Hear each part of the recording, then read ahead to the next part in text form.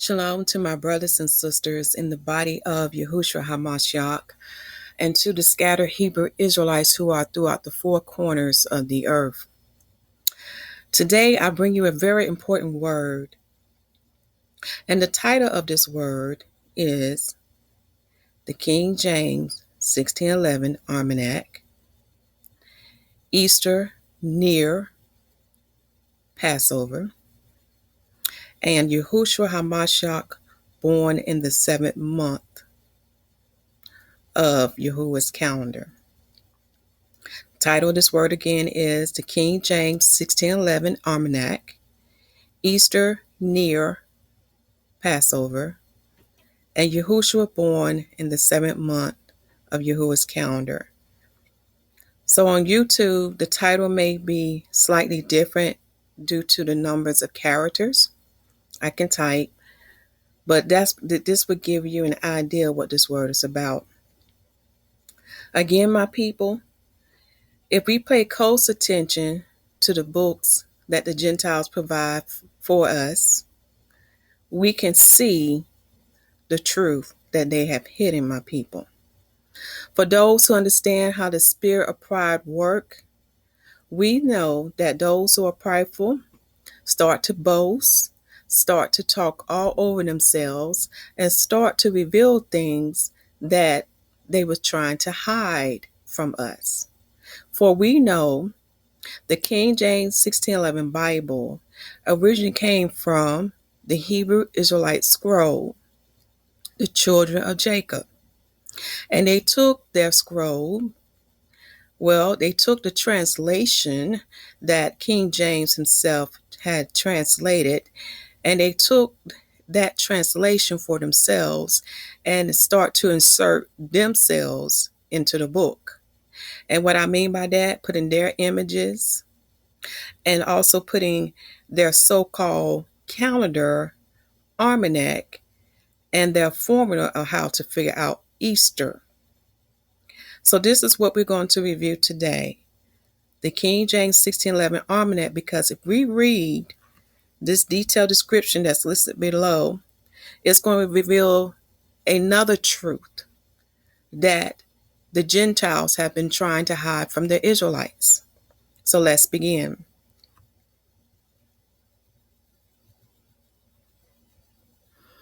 So the first thing you ask is probably asking, what do you mean, Sister Yhwsh, that they've been trying to hide the truth from us? Okay. I do need to say this first before we start, so we'll have this out of the way. Facebook has really been trying hard to fight against me. For some reason, they don't want you to know the truth about when Yahushua was born. See, once you know the truth about when he was born, you will begin to realize that the Gentiles have been having you follow pagan, heathenistic ways. Also, when you begin to learn that the Bible does align with history, it will confirm to you that Christ is real. And it will confirm to you that the Bible is true and real. Therefore, it will bring you the confirmation that there is a living Elohim and that Yahuwah does exist. So when I was going through my notes one day, I realized that Facebook put this in my notes because for a long time I no longer had access to the note of when Yahushua was born. See, they tried to come up with a lie and try to say, well, this looked like spam, which I know was a lie. And the reason why they say it was spam because I had some links from sacred texts. Now I'm going to let you know, my people, I have posted many other things from sacred texts on my timeline, and it has went through no problems. It was shared with my friends. Also, it was shared in groups. Not one time has Facebook came against those posts that had books from the sacred texts, including the Israelite books. Okay. That's what I'm talking about. But for some reason, when I begin to talk about the birth of Christ, the true birth of Christ being in the 7th month, Facebook blocks my posts. Okay, and this is proof that I'm showing to you now. So I'm going to blow this up now. I want you to see something. Because they have blocked my posts, I can't even go in my note and make updates as I come across new information that pertains to Christ's birth. So you may see some errors still in this post because I did take pictures of it so people can see for themselves what information I did find about Christ's birth. Okay, but I do want to point out that, let's see, what was a correction I need to make? Like the picture here, this is actually a picture of Caesar, and it's not a picture of Cyrenius. Okay, so this is actually a picture of Caesar himself, Augustus Caesar. For he has been known to have red hair. Again, that is a sign of an Edomite or an Idumean. Okay. Also, if you see some slight date difference, such as the building of the temple, with the information that I have found, it actually confirmed that it was built in 17 BC. The starting of it was built in 17 BC by King Herod. Okay, he had the priests. Well, actually, the priests built the temple because it had to be done in a certain way. All right, so it's actually 17 BC. So if you see a different number, that's why, because Facebook will not allow me into my own note to make the updates. Okay, so let's begin. All right. So you're probably asking, what does Sister Yhwsh mean about the King James 1611 Almanac, and what truths are being revealed that our enemies trying to hide from us? So let us read this post first. The post title says, ever wonder why Easter is scheduled near or on the true Passover day? How did they do that? The answer can be found in the King James 1611 and the Ethiopian Bible. See, that's something you really need to think about, my people. How is it that the Gentiles are able to have their Easter either near the Passover day or on the Passover day? Because as you know, in the Bible, when you look up the word Easter in Greek, it actually means Passover. So how did they come about knowing how to do that? All right. For example, in the year of 2015, Easter was on April the 5th, and that falls on a Sunday, my people. And Passover was on April the 4th. Now keep in mind, Passover start for us at sundown and end at sundown. So we'll start celebrating it on April the 3rd at sundown, and Passover will end on April the 4th at sundown. Okay? So how is it that the Gentile dates is always close to the Israelite dates of the true Passover? This is how they know, my people. The heathens were aware of the prophet Enoch's writings and the other hidden books that was hidden from the children of Israel, especially in America, because they have hidden a lot of things from our people who was brought over here as slaves in America. Okay? And I'm talking about the Negroes, because the Negroes are the children of Israel. To understand how they came up with their formula, you must first read 1st and 2nd Enoch to understand Yahuwah's calendar, the sun, the moon, and Mazzaroth. Mazzaroth is the 12 signs, and you can find that in Job chapter 38, verse 32. Also read Genesis chapter 1, verse 14, and Ben Sirah, which is also known as the book of Ecclesiasticus, chapter 43, verse 6 to 10. Okay, so they have some knowledge about this. Now, I do need to look this up for you because it's a prophecy that Enoch gave to us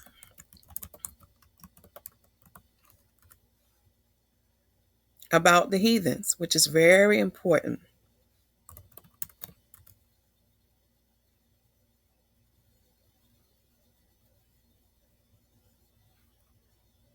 And that can be found in Enoch chapter 80. Because one thing, even though they had access to the Israelite books, again, you must have the Holy Spirit to receive understanding of what Enoch was writing. So we're going to chapter 80. Now, this is a prophecy that Enoch said that shall happen, dealing with the stars and other lights in the heaven, and also dealing with the Gentiles. And we're going to read verse 6 through 7. And he said, and many chiefs of the stars shall transgress the order prescribed, and these shall alter their orbits and tasks, and not appear at the seasons prescribed to them. So we know the chiefs of the stars, those are the angels in heaven. They have their assignments, okay?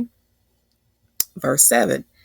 And the whole order of the stars shall be concealed from sinners, and the thoughts of those on the earth shall err concerning them. And they shall be altered from all their ways. Yea, they shall err and take them to be gods. And we can see evidence of that now.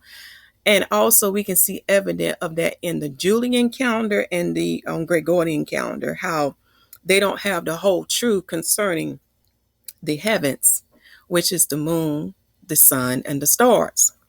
Now, I do want to point this out in verse 4, because it also let us know that in the days of sinners, this shall happen too, that the moon shall alter her order and not appear at her time. And we'll talk more about that in this lesson.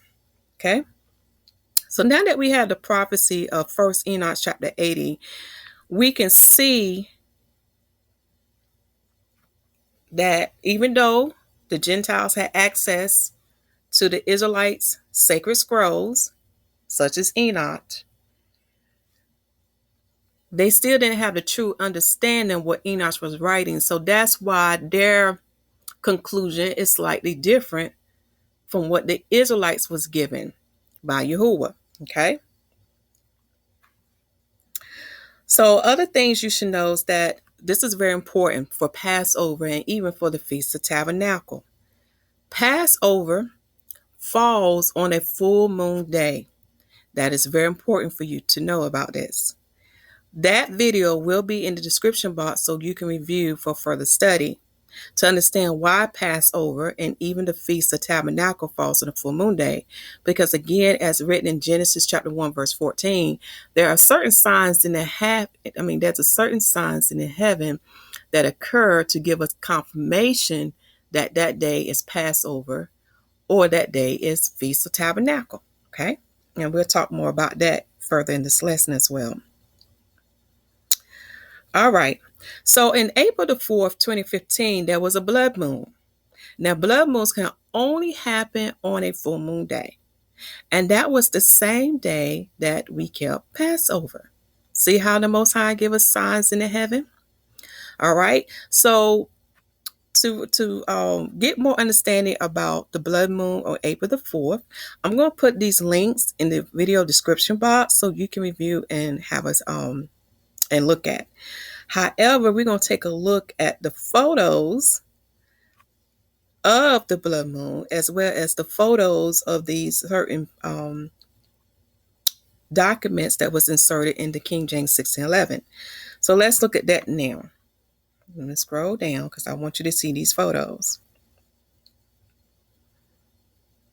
So here's a picture of the Almanac that you would find in the 1611 Bible.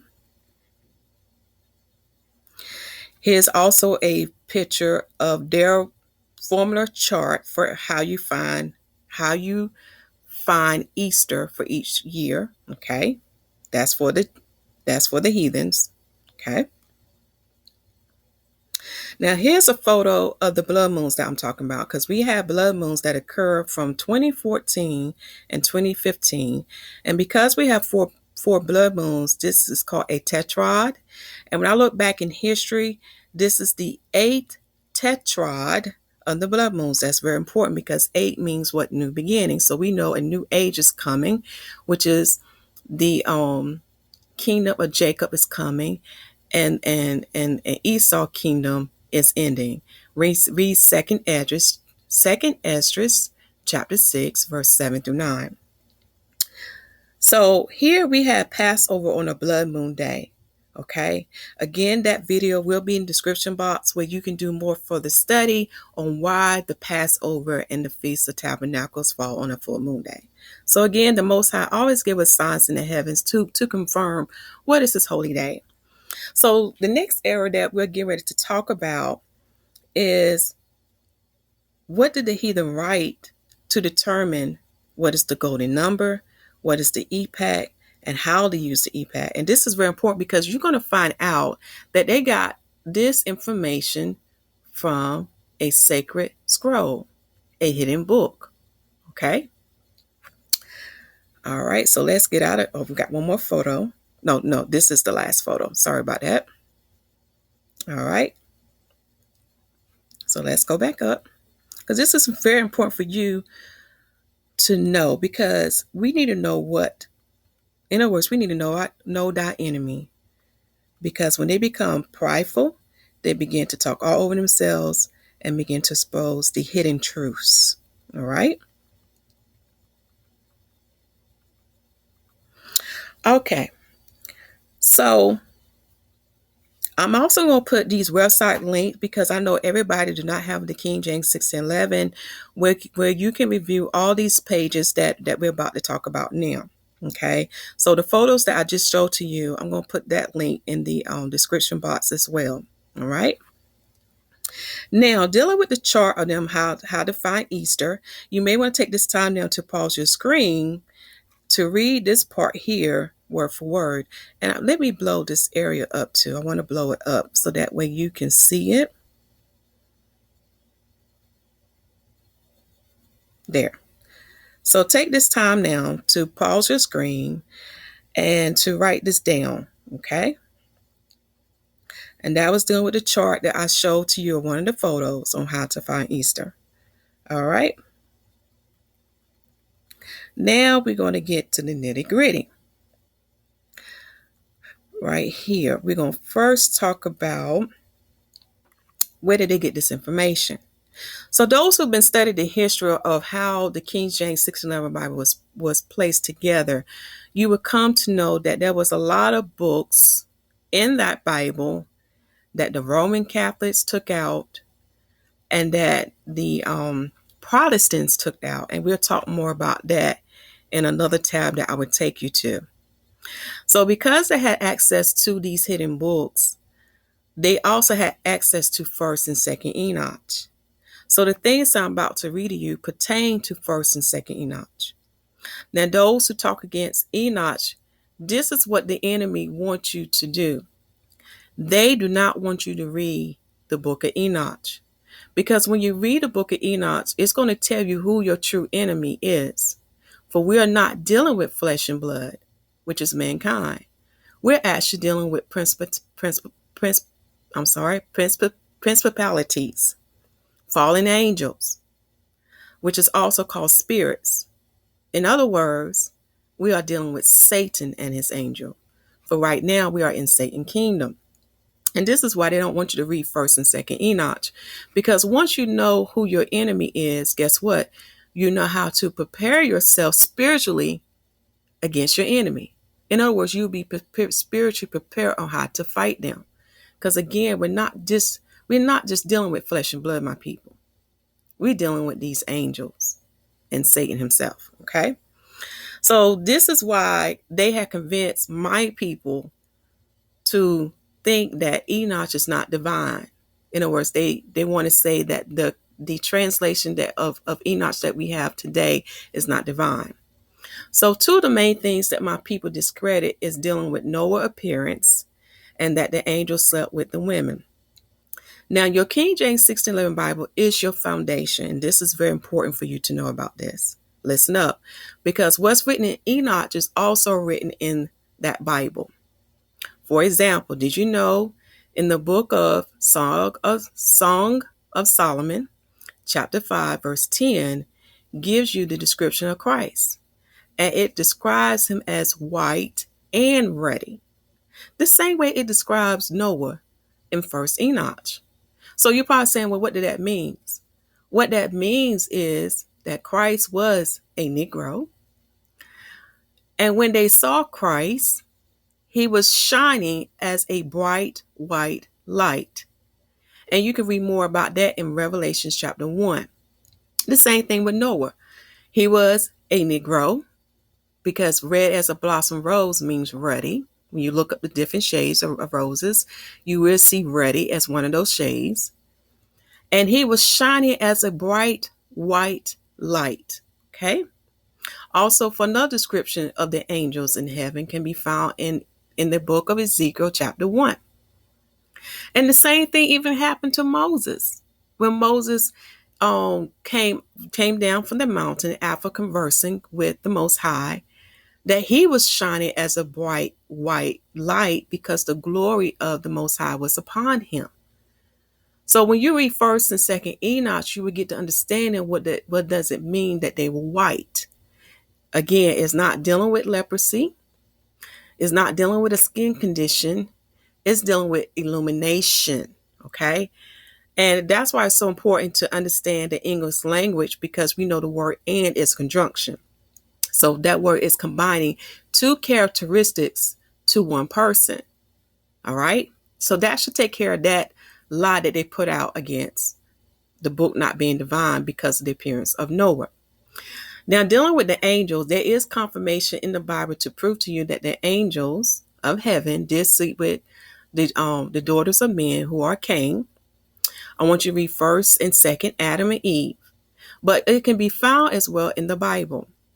The book of Jude, 2nd Peter, chapter 2, verse 4, I believe, even talk about these angels and how they are bound in darkness in hell because of what they did. Also look up this word, Nephilim. Another word can be Nephilim. That can be found in Genesis chapter 6 and in Numbers chapter 13.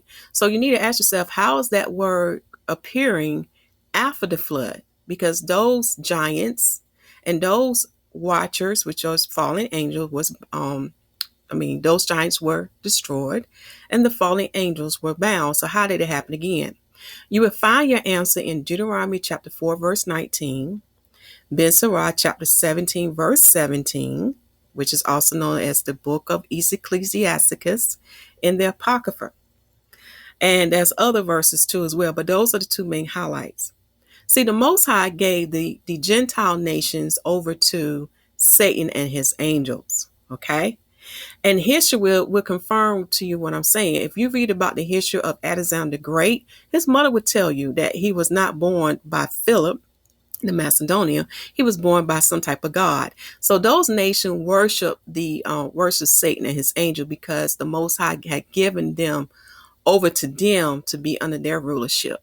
Okay, this is how we have the blue eyes, the blonde hair, and even the pale skin. Okay, so that was another reason why white skin came into the earth besides leprosy. Okay, when you do a further study on that as well. All right, so there is confirmation proof that this happened in the Bible.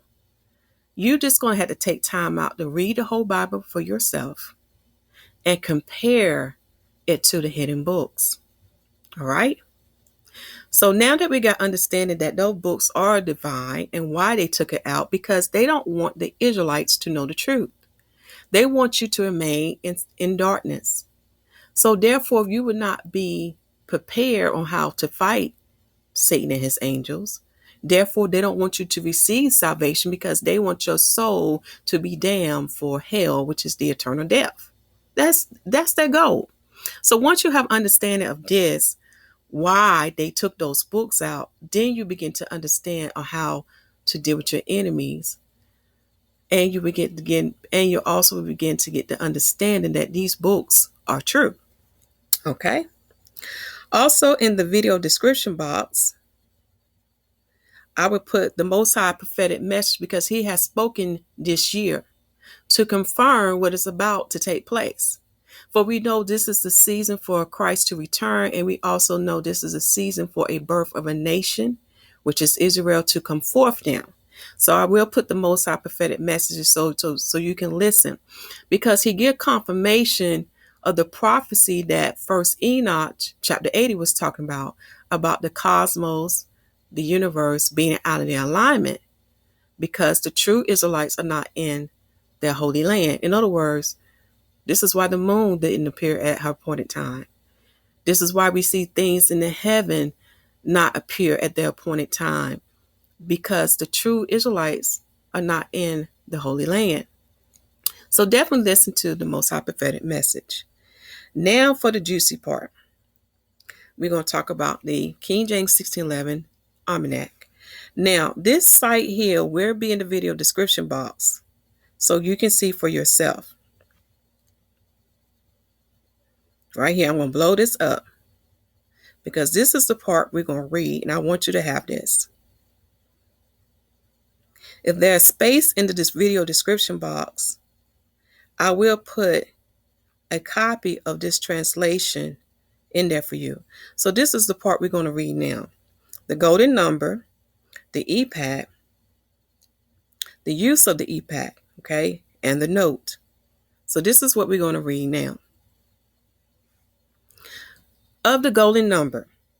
The golden number is so called because it was written in the calendar with letters of gold, right at the day whereon the moon changed. And it is the space of 19 years, in the which the moon returned to the same self day of the year of the sun. And therefore is also called the cycle of the moon, in the which the solstice and equinoctial do return to all one point in the zodiac. Now, this first paragraph is getting a lot of information. When you read 1st and 2nd Enoch and you study the heavens for yourself and you have kept your records of the Most High Holy Calendar, you will begin to learn that the moon does have a cycle of 19 years. This is where they got this information from. You will also begin to learn about solstice and about the equinox, which is basis when the sun enter the signs. It's when the sun entered the 12 signs, which is called Mazzaroth. Today, the heathen call the zodiac. So when you see them talking about the equinox and the solstice, that's what it's talking about. It's when the sun entered these 12-star constellation. Now, I do want to say this. There's only 12-star constellations, not a 13. The reason why they run into the 13th constellation because they go on by the earth rotation. They're not looking at the sun's circuit. Again, that King James 1611 Bible is your foundation, and we confirm to you there's only 12 signs that the sun shall enter. Okay? And once you understand that, then you understand when your seasons begin and end, such as spring, summer, fall, and winter. All right. So they got this information from 1st and 2nd Enoch. All right. And also, even Josephus talk a little bit about this. He tells you that those 12 signs will start being called the zodiac by the Greeks. So when you read the work of Josephus, you will also get more confirmation about this. Okay. So let us read the second paragraph. To find it every year, you must add 1 year to the year of Christ. For Christ was born 1 year of the 19th, already past.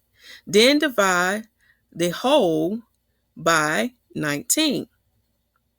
And that which rests is the golden number for that year.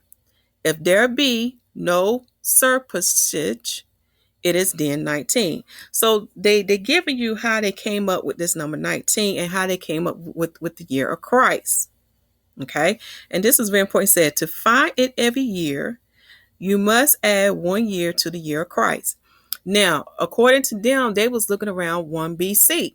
And we'll talk more about that because I have proof to show you how they came to 1 BC. All right. And that's why they say you have to add 1 year, because 1 BC is above AD. All right.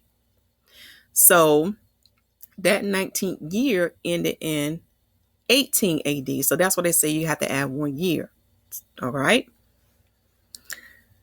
So the definition of equinoctial which is as an adjective, is happening at or near the time of an equinox, of or relating to equal day and night, or at or near the equator. As a noun, the definition is another term for celestial equator. Again, celestial means heavens. So in the circuit in the heavens, the sun has its own path that it follows, and it shall enter into the 12 signs. This is how we get our equinox and our solstice, all right? Again, listen to the Most High prophetic message, because those who have been keeping a record of the Most High Holy Count will notice that when we get to the equinox in the spring, we notice that the hours are slightly different. They're not totally equal. It's such as we have like 12 hours and 8 minutes of daylight, and then 11 hours and 52 minutes of night. And you probably said, well, why is it not equal as prophesied by Enoch? And that's dealing with the prophecy that he gave to us later on in 1 Enoch chapter 80, because the true Israelites are not in their holy land. Therefore, the heavens is giving us a manifestation of this. This is their way of grieving and moaning about this. Okay? And we also know that the earth has shifted greatly. All right? Again, this is the way of the earth grieving and moaning, because the true Israelites are not in their home. Again, listen to the Most High message. All right? So, looking at this again, why we have a slight variation where the daylight is not totally equal tonight, is because the earth has shifted. And once you understand that, this is why. In other words, the earth is no longer aligned with the heavens. So this is why we can see a slight variation when it comes to the spring equinox day. Okay. Also, for some FYI, when you read English, just to let you know, F means S, B means V, which is representing a number, and that number is 5, and V means U. So depending on the context, that V can be a number or that V can be a letter. All right, that's the something you have. All right. Next, we're going to read about the epoch, and that's very important because even Enoch talked about this. So listen to what the Gentiles say. Epoch te hermare, and hermare means daytime, because hermare is a Greek word, okay? It said epoch te hermare in Greek, both signify in English days let between. And therefore the 11 days and 3 hours that are added to the year of the moon are called the epoch, and are added to make the year of the moon, which is but 354 days, just with the year of the sun, which have 365 days in a quarter. Now I'm going to tell you, Enoch talk about this. Now those who read First Enoch, I'm aware of what First Enoch says, but you have to read Second Enoch, because he explains why the moon has 354 days and why the sun has 365 days in a quarter. This is very important to know. And notice with the epoch, okay? Now, the Gentiles say 11 days and 3 hours. When you read Enoch, it's going to say about 12 days, all right? Again, if we look at this in count of days, we would round it up, okay? We would say 11 days, 3 hours. We would say 12 days, okay? Let's read the second paragraph. To find out the epoch of each year, do thus. To the epoch of the year that was last went before, that year for which you will find the epoch, and add 11, and the sum of these two make the epoch. If it so amounts 30, then take 30 out, and that which resteth above 30 is the epoch you desire. So to give you some more understanding about the epoch, the epoch is used to determine when that Easter will fall on, because they are aware that the sun is behind the moon. Okay. In other words, the sun year and the moon year do not end on the same day, because the moon varies so much. So what they would do, they would take the total days in the moon year and subtract it from the total days in the sun year, and that would give you your epoch days. Okay. So usually the sun will have 365 days in a quarter, minus 354 days for the moon. And I'm going to be honest, the moon can also have 355 days, and we'll talk more about that later on. So you take the two and minus it, okay? So this is why the prophet Enoch would say 12 days, because again, he's rounding up that time, all right? So they would take the epoch days and add it to the end of the solar year. So in other words, when we have the spring equinox to come, for example, it falls on the 20th day of March, they would add 11 to the 20th day of March to determine when would Passover be. Now, the problem with the moon is because it has a 19-year cycle, it would give you an extra moon. Okay? And we'll talk more about that. So this is why they say if the number was above 30, 30 or more, take 30 out. And the difference between that would give you an epoch. So we'll talk more about that. I have an example so you can see that more clearly. Again, you need to ask yourself, where they getting this knowledge? They got it from the hidden books. All right. Let's look at let's also look at the use of the epoch. Let's read this now. To know how the old moon is at any time forever by the epoch, do thus. Add unto the days of your month wherein you will know this, the epoch. Add as many days more as are months from March to that month, including both months. Out of the which subtract 30 as often as you may. The age remaineth. If nothing remain, the moon changes that day. So they're trying to get an idea of when do the moon change its circuit, when does it, start making changes in the cycle.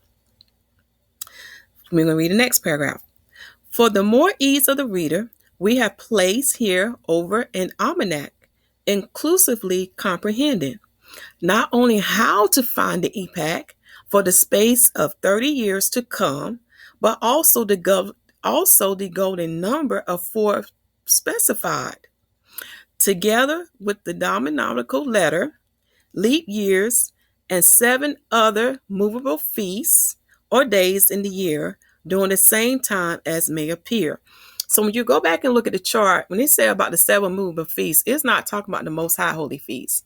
Again, it's talking about the Catholics' holy feasts, such as Lent, White Sunday, and White Sunday is Pentecost, such as also Advent, their 4th. So that's what they are talking about. Do you see how they taken the Most High knowledge and change it to suit themselves? Now we're going to read the note. Then this is what the note says. Note that the golden number and dominatical letter do its change every year. The first day of January and the epoch, the first day of March, forever.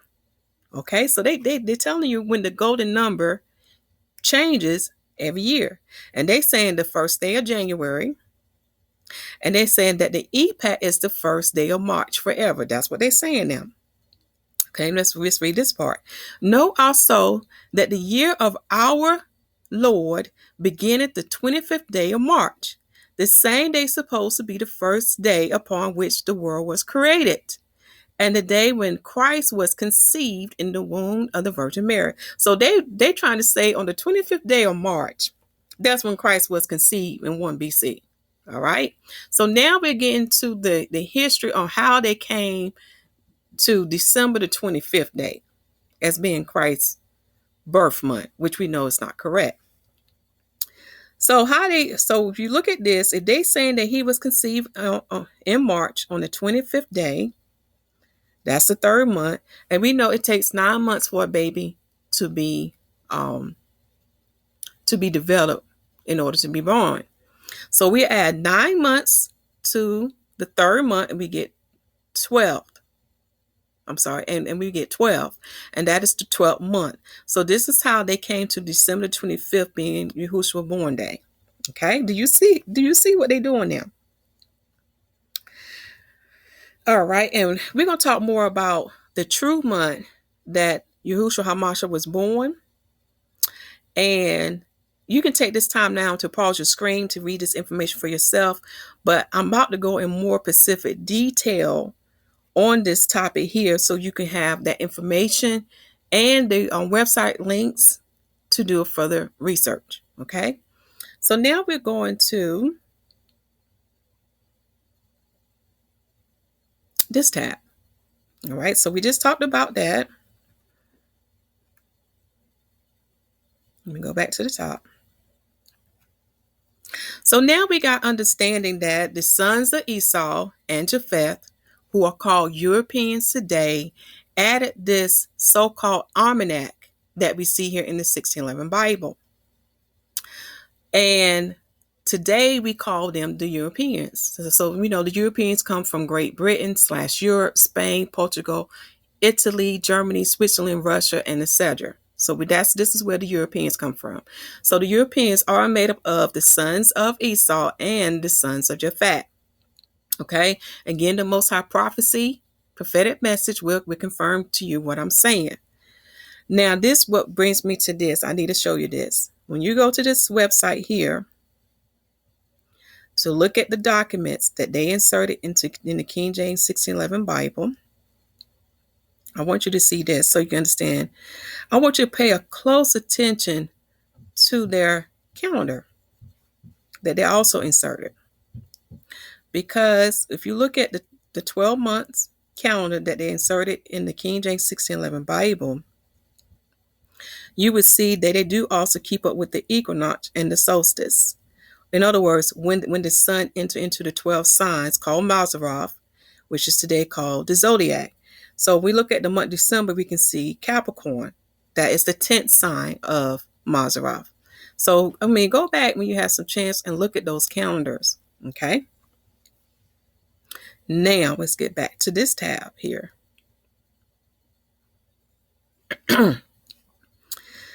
Which brings us to this. Now, we talked about some of this before on why those hidden books are divinely written. And I know another thing that the Israelites was going to talk about is language. Now, this is something that I want you to understand. A baby has to crawl before he can walk, right? Now, the Most High was the one who put us in this captivity, which can be found in Deuteronomy chapter 28, Deuteronomy chapter 32, Leviticus chapter 26, and also read Isaiah chapter 3, because that's an example of some of the curses that happened before that our people are experiencing now. Read that chapter. It's very interesting of what happened in the days of the prophet Isaiah during the time when the Babylonians was coming against the Israelites. Read that chapter, because the same thing that happened that time period is happening now, because again, the Israelites are stiff-necked and disobedient and will not submit to the Most High, nor will they receive salvation. Okay? So when you read the prophecy in Isaiah chapter 28, verse 10 through 11, you will learn that the Most High would speak to the Israelites, his people, in another language, because he's very aware about them curses. So in order to understand the word, we had to read it in the tongue that we know, okay? Which is also confirmed in 1 Corinthians chapter 14, verse 21. So for Israelites who are condemning other Israelites who are reading the Most High word in English, shame on you. Do not condemn them, because it's a reason why the Most High had King James to translate the 1611 Bible. And when you read Deuteronomy chapter 17, you will understand this, which is also confirmed in the book of Mark chapter 13, because he said his word had to be published throughout all nations. Now, through the Holy Spirit would give you understanding of the word and wisdom, and will lead you to other areas. So eventually the Holy Spirit will lead you to look at the Hebrew and to look at the Greek to get the true meaning of those words that are written in the King James 611 Bible. Very important for you to know. So I'm going to use this as an example. We are aware of what the heathens had inserted in the 1611 Bible. For example, we can see the word Easter. And when we look in the Greek, the word Easter means actually Passover. Okay, so we know that's something that what the heathens did when they got a hold of our books and stuff. Okay. Another example of how the 1611 Bible can still show you all truth despite of what the heathens did to that book can be found in 1 Kings chapter 16 in comparison to the book of Acts. Now, when the Most High had me look at the timeline from Adam all the way up to now, he showed me that there was some missing years. Okay. So when I looked at 1 Kings chapter 6, it was saying 480 years. Now, based on what he showed me, I already knew that was not correct. Because when you read the book of Acts, as well as the book of Judges, you will know that the time period of the Judges was 450 years. So when you also look at when the time that the prophet Samuel reigned, the time when King Saul reigned, the time when King David reigned, and the time when King Solomon reigned, I know already that this number of 480 was not correct. So because of the Most High, in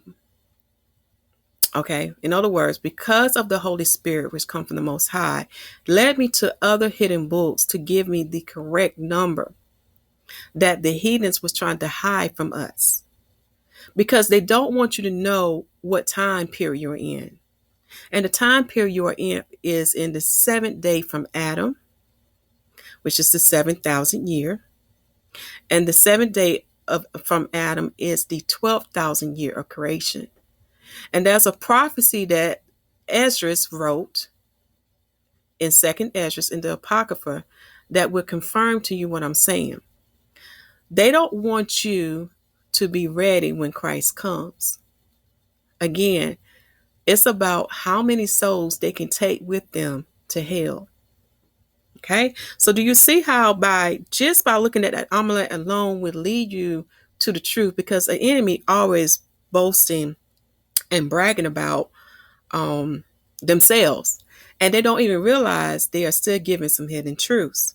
So through the powers of the Holy Spirit, which come from the Most High, he will reveal to you all truth. The Most High will reveal to you all truths. Okay. All right. So this is why I say, you definitely need to look at 1st and 2nd Enoch, 1st and 2nd Adam and Eve, Josephus, Jubilees, Jasper, also Esdras, and Esdras is Ezra that we see in the Old Testament. Okay. Even him, he wrote over 240 books. All right. And follow. Now, those who know about the Roman Catholic Church, you know that they have a lot of our hidden books. Okay. So we're going to take a look at the Ethiopian Bible, because I want to put the link of this in the description box so you can compare the number of books that the Roman Catholic took out. This is very important for you to look at. All right. So when you get a chance, click on that link and compare the number of books that the Ethiopian had in comparison to the Roman Catholic Bible. Also, I'm going to put my sister link up because she gave us the scriptures listing all the books that was written by our people. So you may want to take this time now to pause your screen to get those scriptures and the name of those books, because they are mentioned in the Bible under 1611. Take this time now to pause the screen in this book. Pause the screen to get those other books. Because again, Enoch and the other books are mentioned in the King James 1611 Bible. Very important. All right, so let's go to the next part. Now, those who have the 1611 Bible, there is a publisher preference dealing with the Apocrypha. That's another important thing I want you to look at. So I'll put a picture of this. I'm going to minimize this a little bit so you can see it. All right. Because they are also telling you that the Apocrypha is divinely written. It does come from the Most High. And I read the Apocrypha myself, my people, and I'm letting you know it does align with the Old Testament and the New Testament. I have not had any problems with the Apocrypha. Okay. And actually, the Apocrypha has some missing piece of the puzzle to figure out the time period that we're in. So those who know the Apocrypha, you're going to miss a very important piece of information to know when is your Jubilee, when is your Shemitah, okay? You're going to miss that. And also you're going to miss the confirmation of what Daniel prophesies of what happened to my people when the Greeks came. So basically what in the purpose of preference dealing with the Apocrypha of the 1611 Bible, it's just saying that Josephus' 22 books are the same as the 39 books of the Protestant Old Testament. And if you look at the pages that is in that book, and I meant to say this, you can find this in the Apion, first Apion, looking at section 8, okay? You can find that in the work of Josephus. But as you turn the pages, what it's talking about is making a comparison of the books that is in the Protestant Old Testament to the Roman Catholic Old Testament. And that's something you can definitely want to see, or what the Protestant did, what other books they had taken out. And the Protestant, if you know the history about them, they came to America, so definitely they didn't want the Negroes, who are Israelites, to know about these books, because these prophecies pertain to them and what's going to happen to the sons of Esau and to the Gentile nations. Okay. Now, I cannot find a site where you can see the purpose of preference of these pages. So you're going to have to maybe do some research on your part for that. Okay. To take a look at these preference pages. All right. Here, this page here was letting me know there is a 3rd and 4th Maccabees. Again, this is what the Protestant did not include. So I did have a copy of that as well, and I read it, and it does line up with 1st and 2nd Maccabees, as well as something else they had left out too. Oh yeah, they left out like the songs of 151. I'm sorry, I misread this. In this page here, it is letting you know that when this book was reprinted, they also upgraded it by adding Songs 151 and 3rd and 4th Maccabees. So this is a page 2 for those who have a copy of the 1611 you want to take a look at. Okay. Now we can get to the part dealing with the 1611 Almanac. What does it mean? When they was talking about the year of their Lord, they was looking at 1 BC. Okay. So this led to the confirmation of the Most High calendar being based off of what 1st and 2nd Enoch prophesies. Also, this would confirm the birth of Christ. I mean, in other words, everything would line up in what I'm about to share with you now. So what I noticed that when you go to this page here,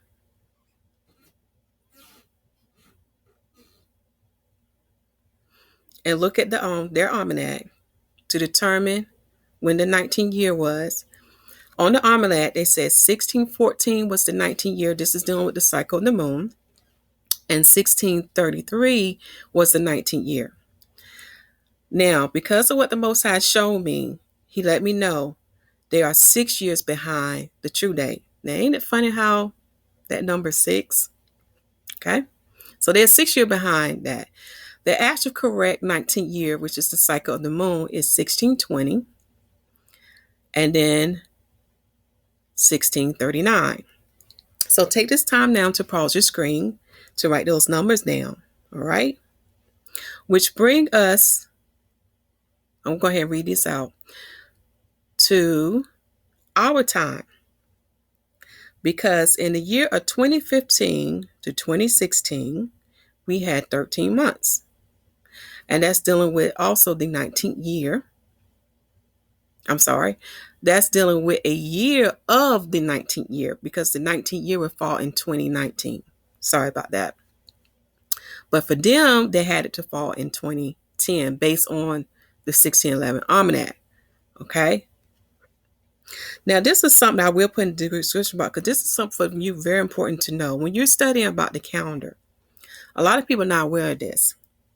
The Julian calendar was used for a very long period of time, my people, even up to the 1900s.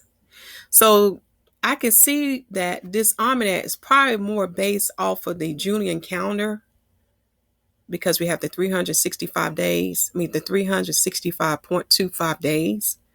Because see, the Gregorian calendar is 365.2425, all right? And we know that the Gregorian calendar was not started until 1582 AD by by the Pope, one of the popes, okay? But it took a while for the other countries to convert to it. For example, Russia didn't start using it until 1918, and Greece didn't start using it until 1923. So I will put the video of this in the description box so you can learn more about the difference between those two calendars, okay? Again, the problem with that calendars are, when you compare it to the Most High calendar, is that they are fixed. They don't go by the heavens. See, the Most High calendar is not fixed. It goes by the heavens, which is the sun, the moon, and Mazarah, the 12 signs. Okay, so that's something very important to know. So the 1614 AD that you see in the Almanac as being the 19th year is based off of 1 BC, of what I was telling you earlier. So what I did, I went back and calculated. And I'm going to bring this up a little bit more.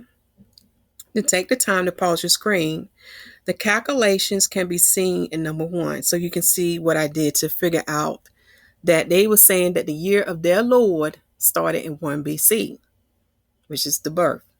Now, I know there's tons of websites that would say he was either born in 6 or 4 BC or 1 BC.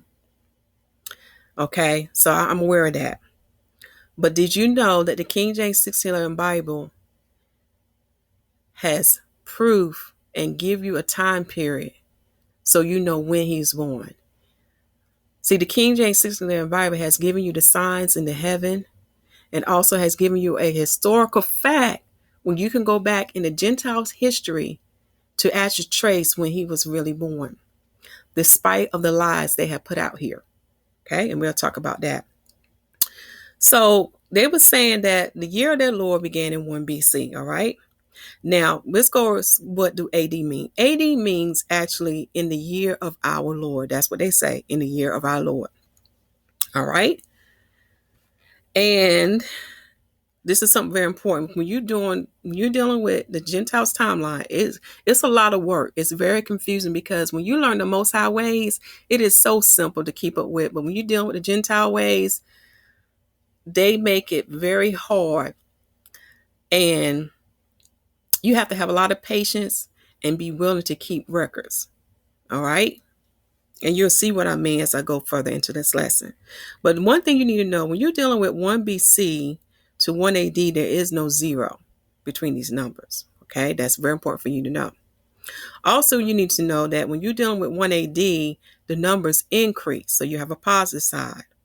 But when you're dealing with 1 BC, when you start over, let's say this beginning right here, the numbers decrease. Okay? This is why I say you have a negative side, such as you will go from 3 BC to 2 BC to 1 BC. Then when you transition to AD, which means in the year of our Lord, you'll go to increasing numbers, 1 AD, 2 AD, 3 AD. And this is why it's very important for you to keep records and to write these things out. Okay? So again, take this time now to pause the screen to get the calculation. But this is how I got 1 BC based on the 1611 Almanac to be the year of their Lord. All right? Now, another thing that you need to know for the dealing with the Most High calendar, when you look at the 19 years, and I'm giving you this now, so you may want to take this time now to pause your screen to understand how I got the numbers that I got now. All right? So the reason I say that 2019 is the 19th year, I went back and I subtracted.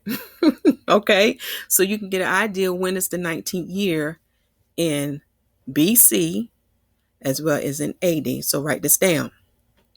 All right.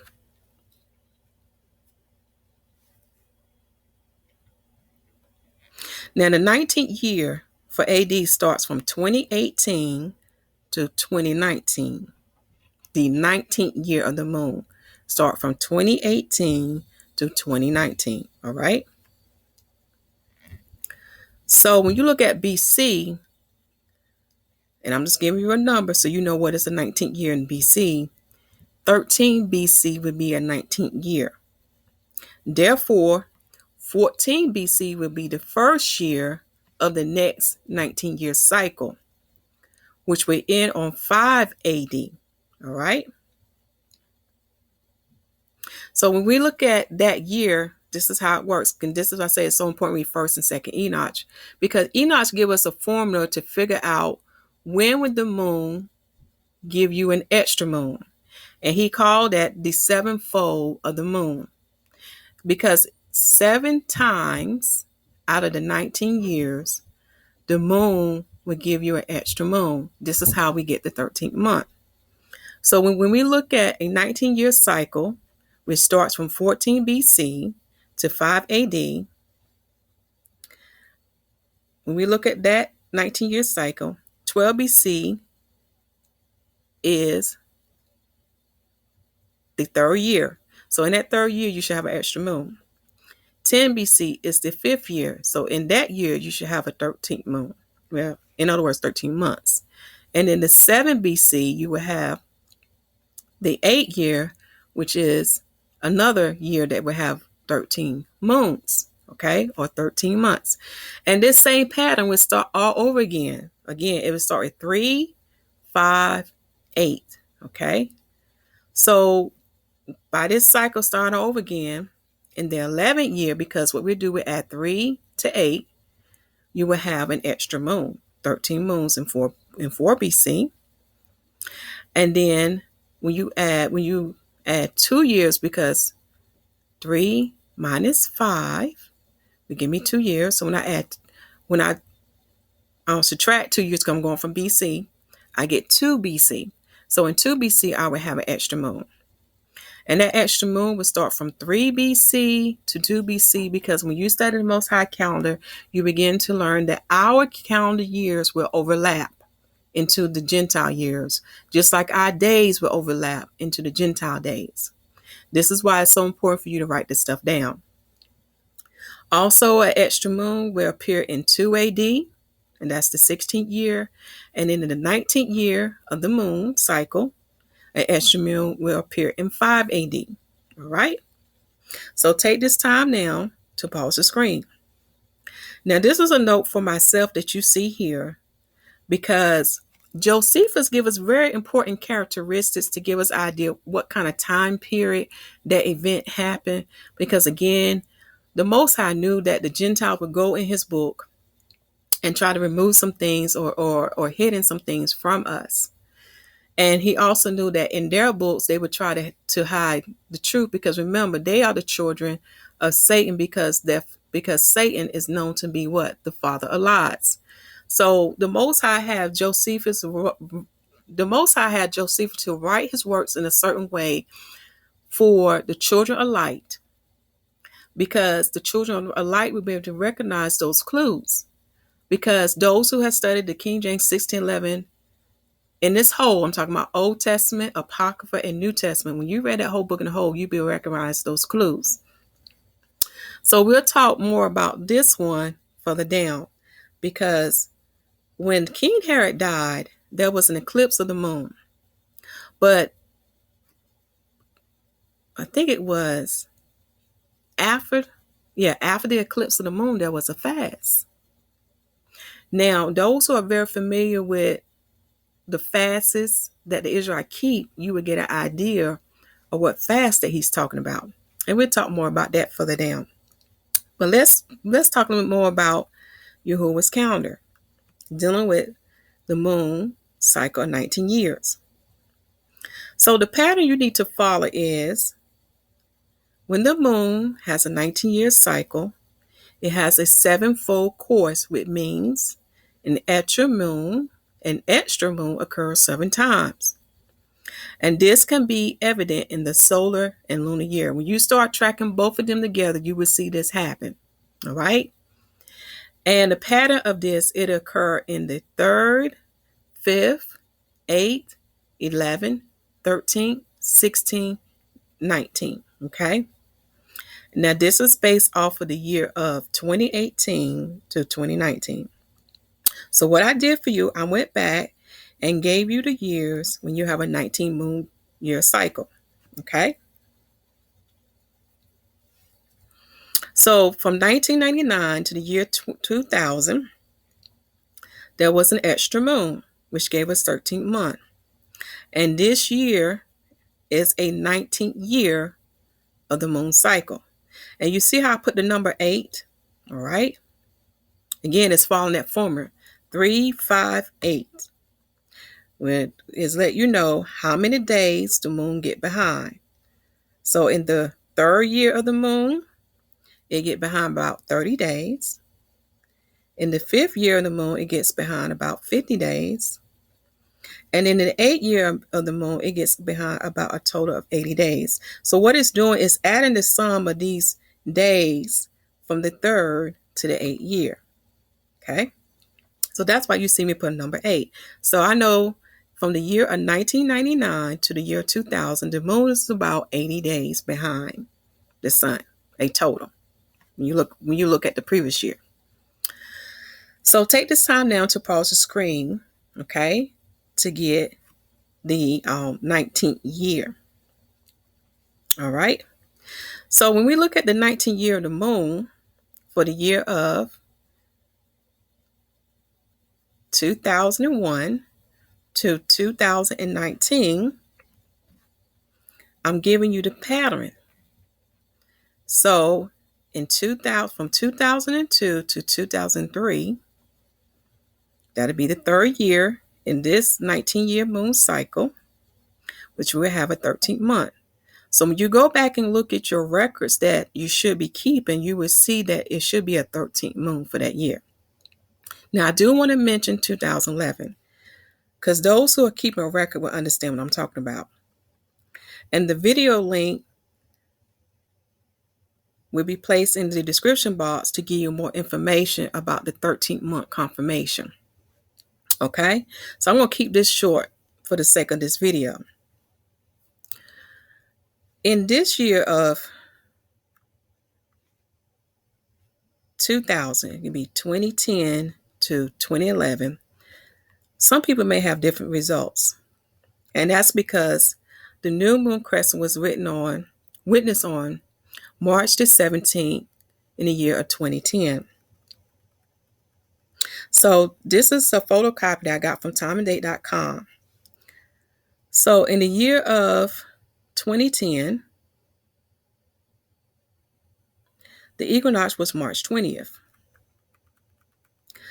So some people in this year may add a 13th month, and some people may not. Again, when you study the Most High calendar, you have to look at several things to determine when to add a 13th month. Okay? You have to look at your crops, because the body has to be right in order to have what they call what's that word? The first fruits of the body harvest, in order to have that on a bid 16. So you got to have the crop. So there's other things you have to look at to determine when to add a 13th month. Okay. So there might be some difference for those who are keeping record. But let me tell you how this thing works and what's so amazing. If you didn't add a 13th month, because you probably say, well, the 17th is not too far from the 20, which is equinox. Therefore, Passover will fall still in spring season. So they may not choose to add a 13th month. Okay? Because if they add a 13th month, it will fall from the year of 2009 to 2010. So they may not choose. So let me tell you how this will work. And just take your time to pause your screen and get that information. I want to keep this short. I'm going to scroll down.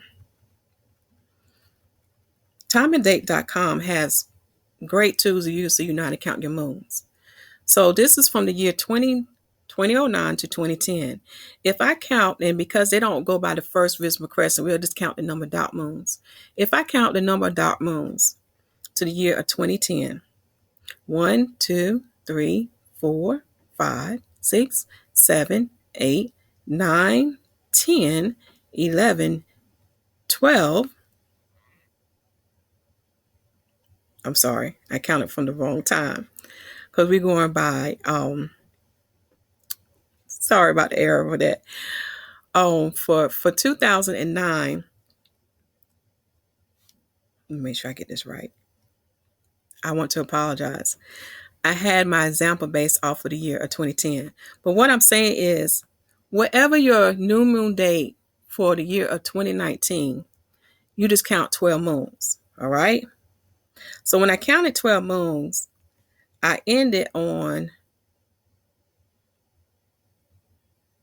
March. Okay. Now we see the dark moon was on March the 15th. Now they witnessed the first visible crescent on March the 17th, okay, in the year 2010.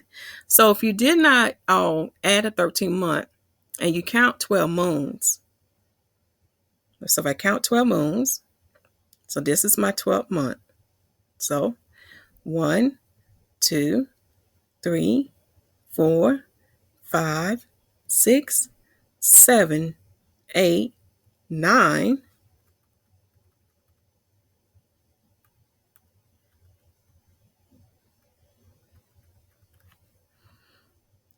10, 11, 12.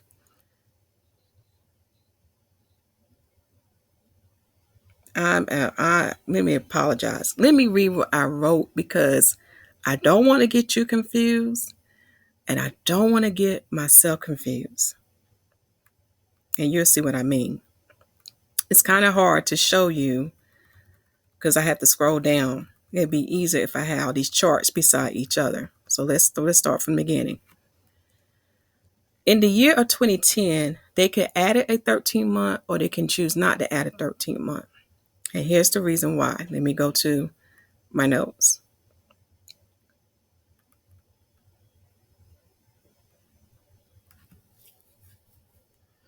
So in the year of 2009 to 2010, this is what would happen if they just go by 12 months. And they started the first of the year on March the 17th. What would happen is their 12th month would fall in February 2011. Okay? And because it fell in February 2011, a 13th month would have to be added for the year of 2010 to 2011. Take this time now to pause your screen. Okay? I'm going to show you why. I'm going to read this word for word. Because when we look at 2010 to 2011, and this is projected because, I'm just going by these charts. In the month of February, which is the 12th month, that's 29 days. Okay? But that month ends on March the 4th. All right? So the next projected new moon date would be March the 5th. Now, March the 5th is way before the equinox, which falls on March the 21st, 2011. Therefore, if they do not have a 13th month, okay, what would happen is Passover will fall on March the 18th. March the 18th is way before March the 21st. Therefore, their Passover will be in the winter season. So what I'm saying to you is if they did not add a 13th month in the year of 2009 to 2010, it doesn't matter because it'll be okay. Because Passover for the year falling behind this will fall into spring. So when they get to the year of 2010 to 2011, they would have to add a 13th month, which is the correct year to add the 13th month. So that way Passover will fall in the spring season. I hope I did not get you confused. And like I said, take this time now to pause the screen to get that information and write it down. But those who keep a record of the Most High calendar will understand what I'm saying. Now, other information you need to know about the 19th year, what it's talking about is this great circle. And in the great circle is a path or course that the moon follows. And it contains 532 years.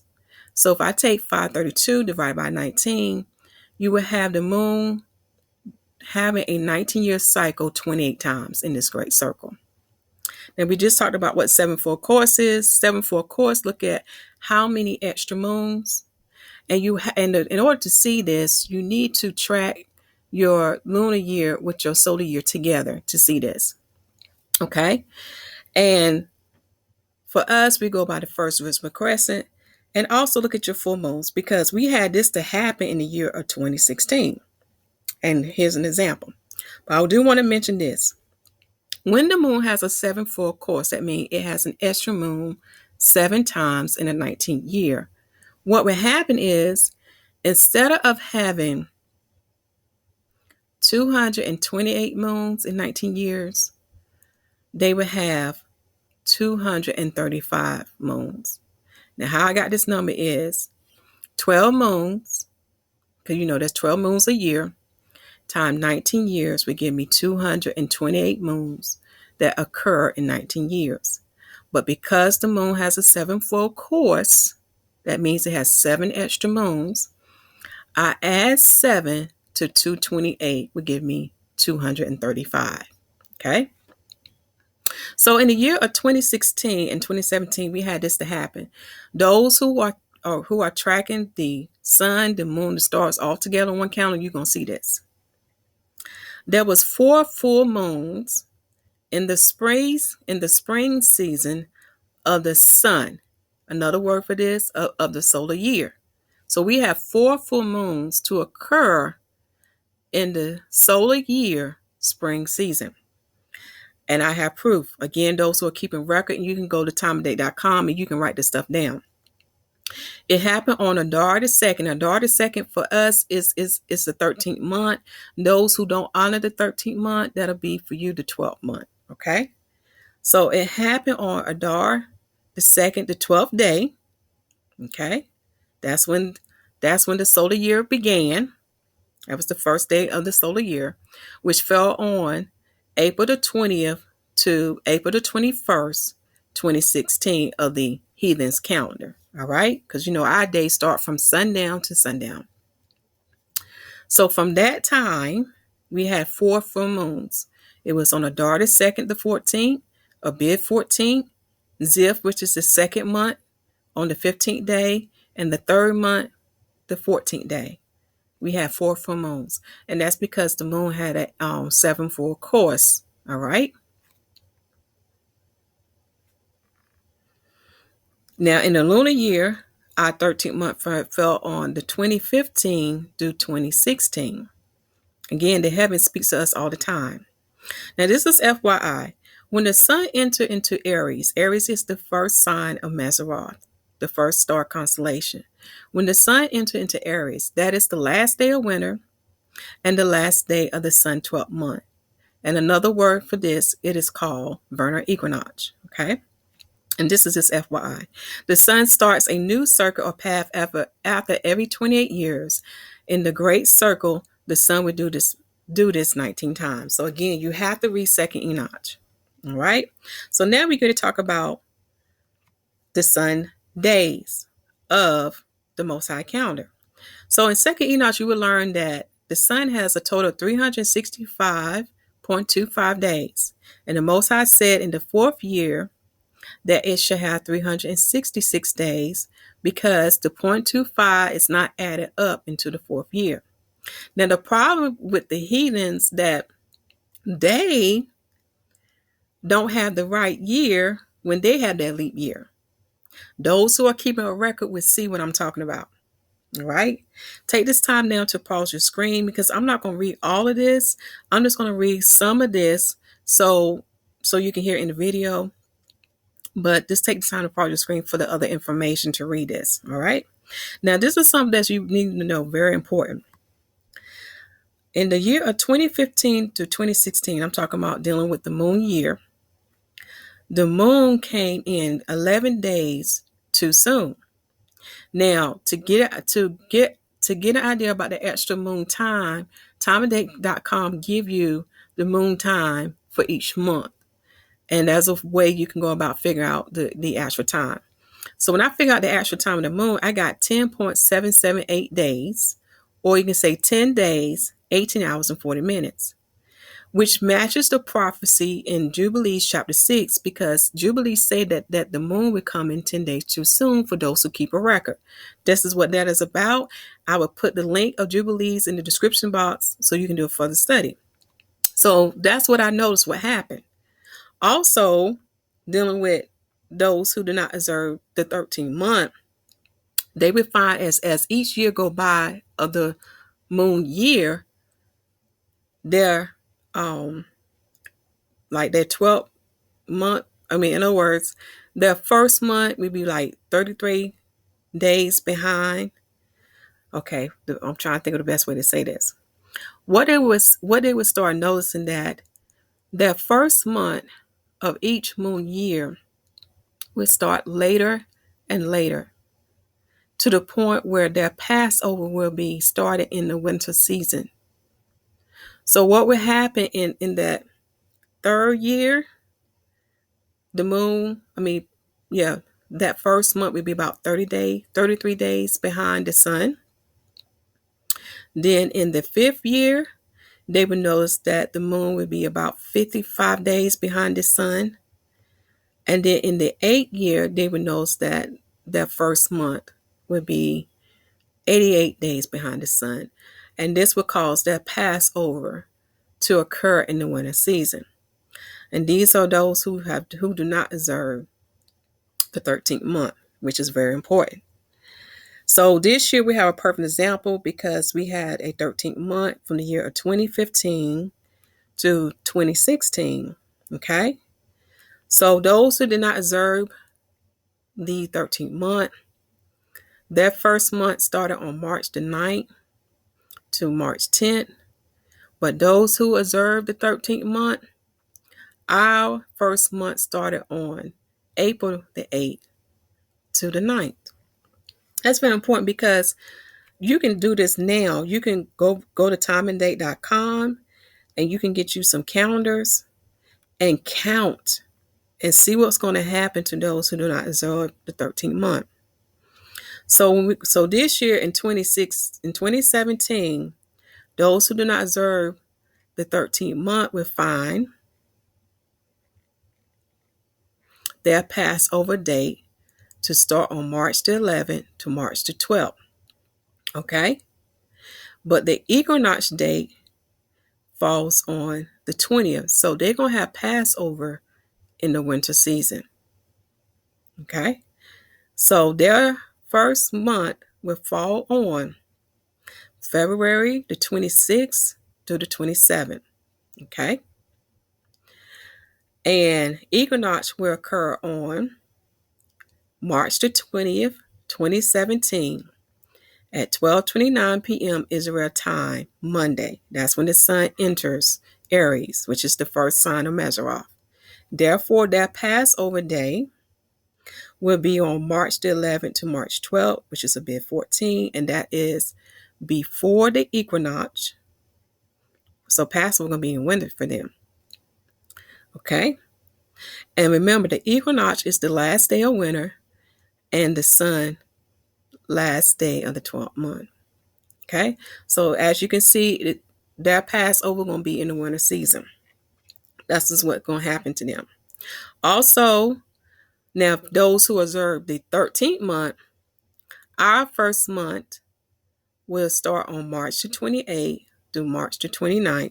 That's what I got so far based on projections. Okay, so our Passover will be on April the 10th through April the 11th, which is bit 14th. So that comes after the equinox. So our Passover will be in spring season. Okay. And Easter for the heathen will fall on April the 16th. Do you see how close? See, that King James 16 Almanac gave me a lot of good information. Because again, the heathen was using our hidden books to come with a formula to figure out when to hold Easter. And this is why Easter fall near our Passover day, which is the true Passover. Okay. So, like I did here in this note here, and those who follow me on Facebook will have access to this note. But that's also that is permitted by Facebook. You know how they can be. Get some calendars and count this stuff out. I'm telling you, my people, and you will see why we have a 13th month, which again, it confirms what the prophet Yhwsh was telling us. Okay. Take this time now to pause the screen if you want to read this information, but I want to kind of keep this short and straight to the point. Now we're going to talk about the sun, fourth year of being 366 days. Now, those who follow the Most High calendar, we go by the tropical year, which is more accurate because it go by the sun circuit. Okay, so timeanddate.com is following that. When you look at the equinox and the solstice, this giving you FYI. Now, here's the problem with the heathen calendar. You have to keep up when February has 29 days. You got to keep up with that. And the year that when February had 29 days, that's when they say the year is 366. But those who will be keeping a record know that that's not the year when the sun year has 366 days. In the Most High calendar, that occurred in the year of 2006 to 2007. Okay. Now remember, February falls in 2007. That's when February going to fall. And that's the reason why I mentioned this. You have to keep track when February falls so you know how to figure out how many days that's in the solar year. This also occurred in the year 2010 to 2011 of March, going from March to March. And then it also occurred in 2014 to 2015 of when the sun had a total of 366 days in its fourth year. Okay. Now, here's the thing about the heathen calendar. They say that their 366 days occur in,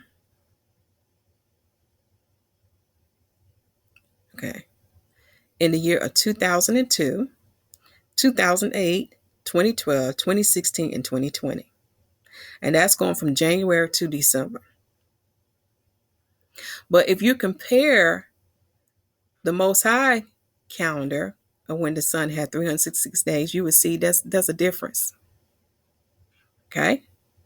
So we had in the Most High calendar, in YAHUWAH calendar, we had 366 days of the sun in 2002 to 2003, in 2006 to 2007, in 2010 to 2011, 2014 to 2015, and 2018 to 2019.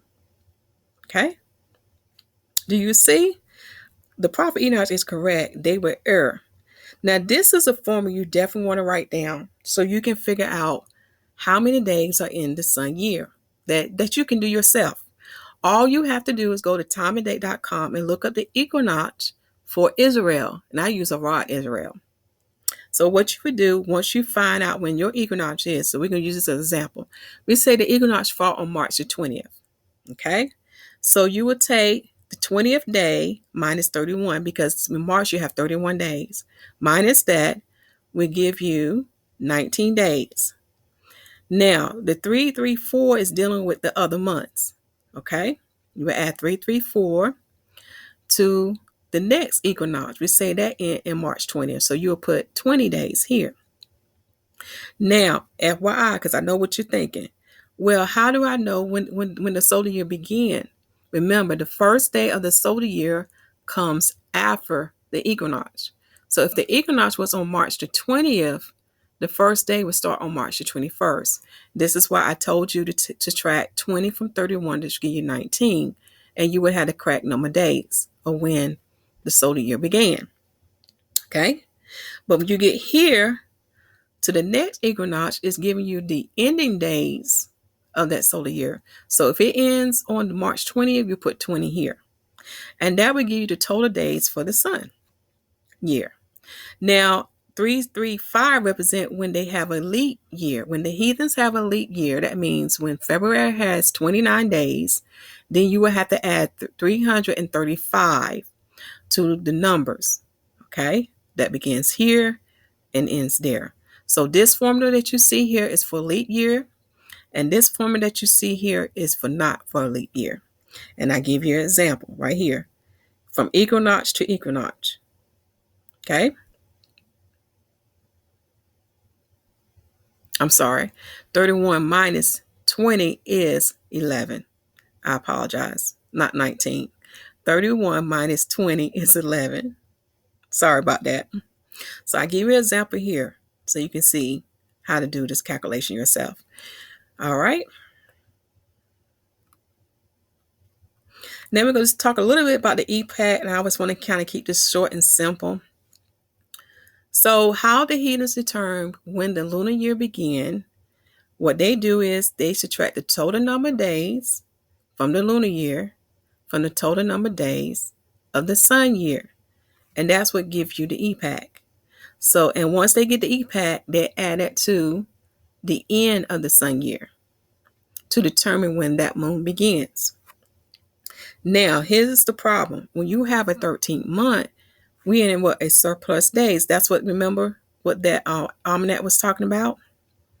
So when you have a surplus days, which can be up to 384, you would have what? When you have a sun year of 365 and you have a lunar year of 384, because you have a 13th year, you will have a total of what? 41 days. So they would say remove that and you have 11 days. But there's a problem with that. Your Passover day is not going to come out correctly, nor will your new moon day come out correctly. Now, I'm going to tell you this. I don't know how I came up with this, but I just knew what to subtract when this happened. Let me show you this. In the year of 2015 to 2016, we had a 13th month. So the lunar year was a total of 384 days.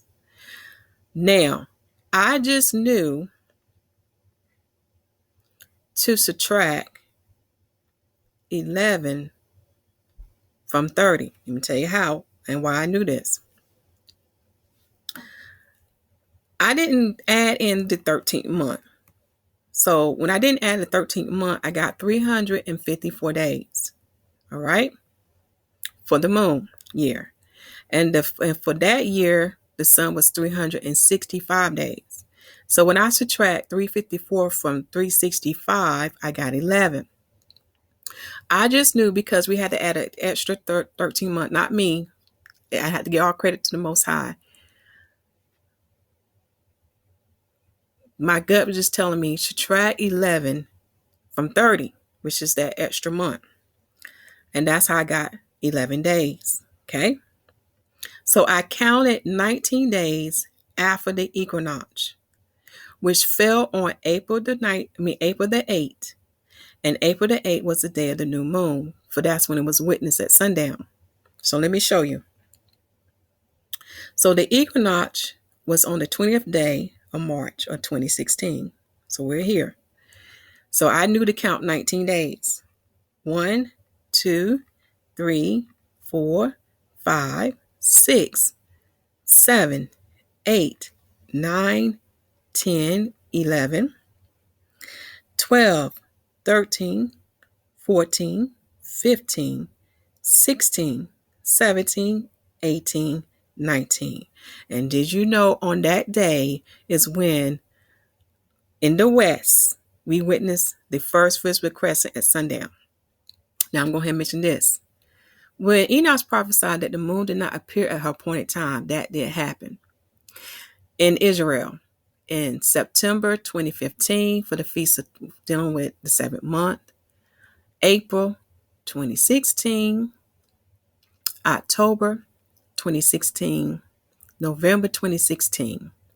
For some reason, the East was seeing the new moon for some reason, the West was seeing the new moon before the East, which was America. And they did a letter on this. And I have a copy of that in my photo album. Also, now in this 10th month, it did it again. But this time, the East nor the West saw the new moon on its appointed day. They saw it on December the 30th at sundown. But the problem is that their full moon day would fall on the 13th day of the lunar month. Now, those who understand about the phases of the moon know that the full moon can only fall on the 14th or 15th day. And that's when the day when Passover and Feast of Tabernacle occur. Therefore, as prophesied by the prophet Enoch, and on Wikipedia, confirms that the full moon can only fall on the 14th or 15th day. So I'm letting you know now, prophecy is coming to pass. Again, it's let us know what season we are in. Okay? So this is why it's so important to learn how to figure out the epoch, because then you know how to figure out when your new year will begin and when your Passover will begin. Okay? Now, when you look at the year of 2014 to 2015, I did want to mention that this is a year where the moon started on the same day as the sun. This is why you will have no need for the epoch. Okay? Now, this will bring us to this, the nitty-gritty, dealing with Yahushua birth. Okay? Now, I do want to make a correction. Because they won't let me go and add it, it's supposed to be 28 AD, not 28 BC. So when you see that, again, if you see some errors in the note photocopy, that is why, because I can't go in there and make any corrections right now because Facebook got my post locked down. All right. So let me show you the other pictures to prove to you that how Facebook is trying to not let this truth get out about Christ being born in the 7th month. Here's a photo. Let me bring the other one up. Here's a photo. When I try to post the link of this note, it won't let me post it to any comments or nor let me share it with anybody. When you're commenting. And this is just a photocopy of the link here. Okay. Also, for those who follow me on Facebook, go to my photo album that deals with does the Mashiach, Yahushua exists, because that's when I give a lot of proof. But this is one of the posts that Facebook, again, would not allow me to share with anyone because it's dealing with the East Star, the true information on when the East Star first appeared to the wise men. Okay, and I'll explain why that's important to know. But here, Facebook trying to say that what it said here, the content you're trying to share, I can't make that word up, includes a link that our security system detect to be unsafe. And they're trying to say it was sacredtext.com. That is not true. I have posted many times of things from sacredtext.com and have not had any problems.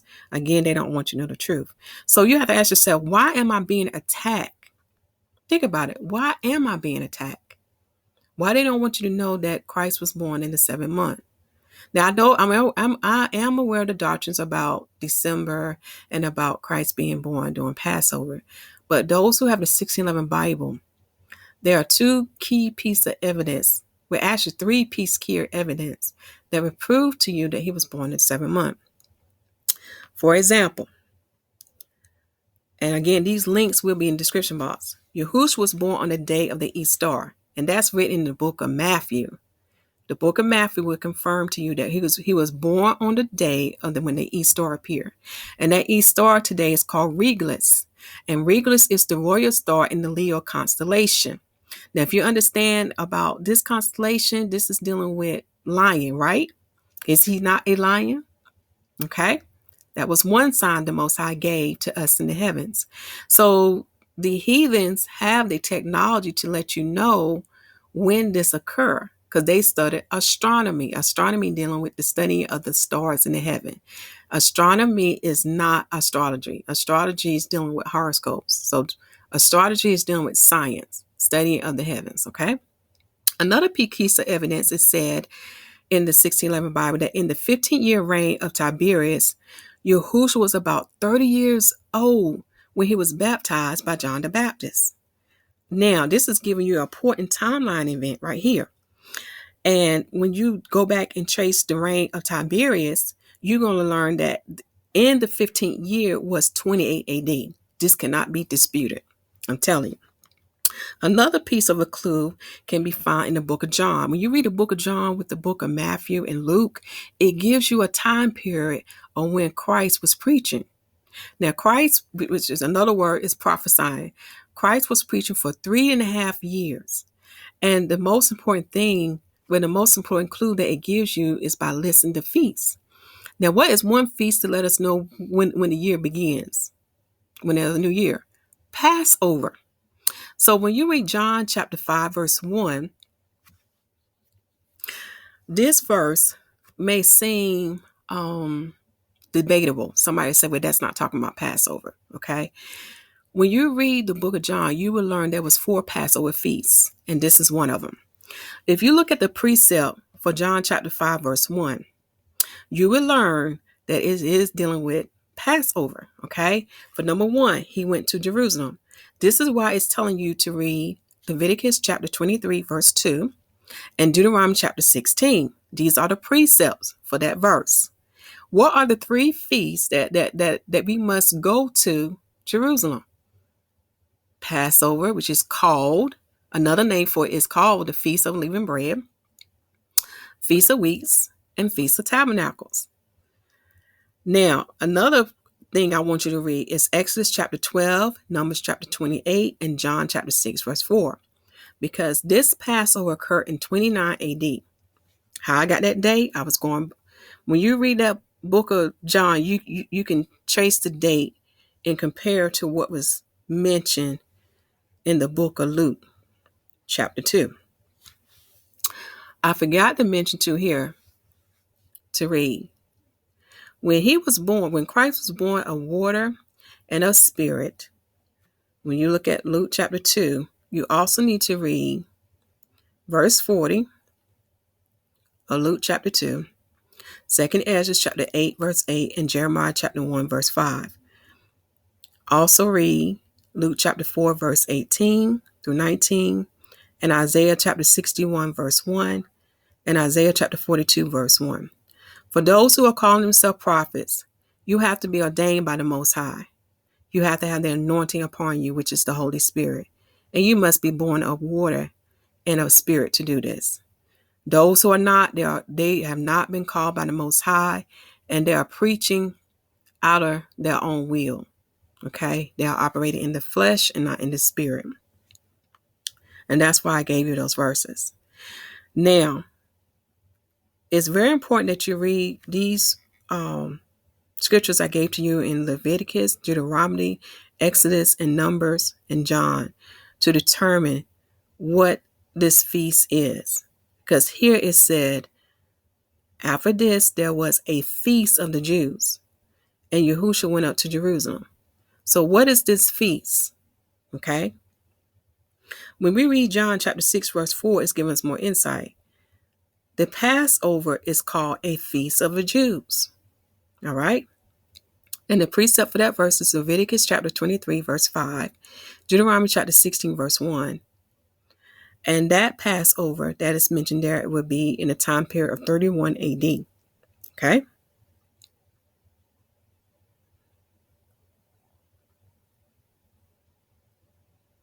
Just want to make sure I gave you the right dates for that.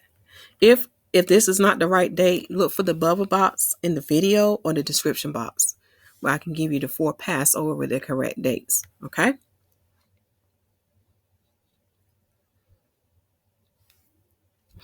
So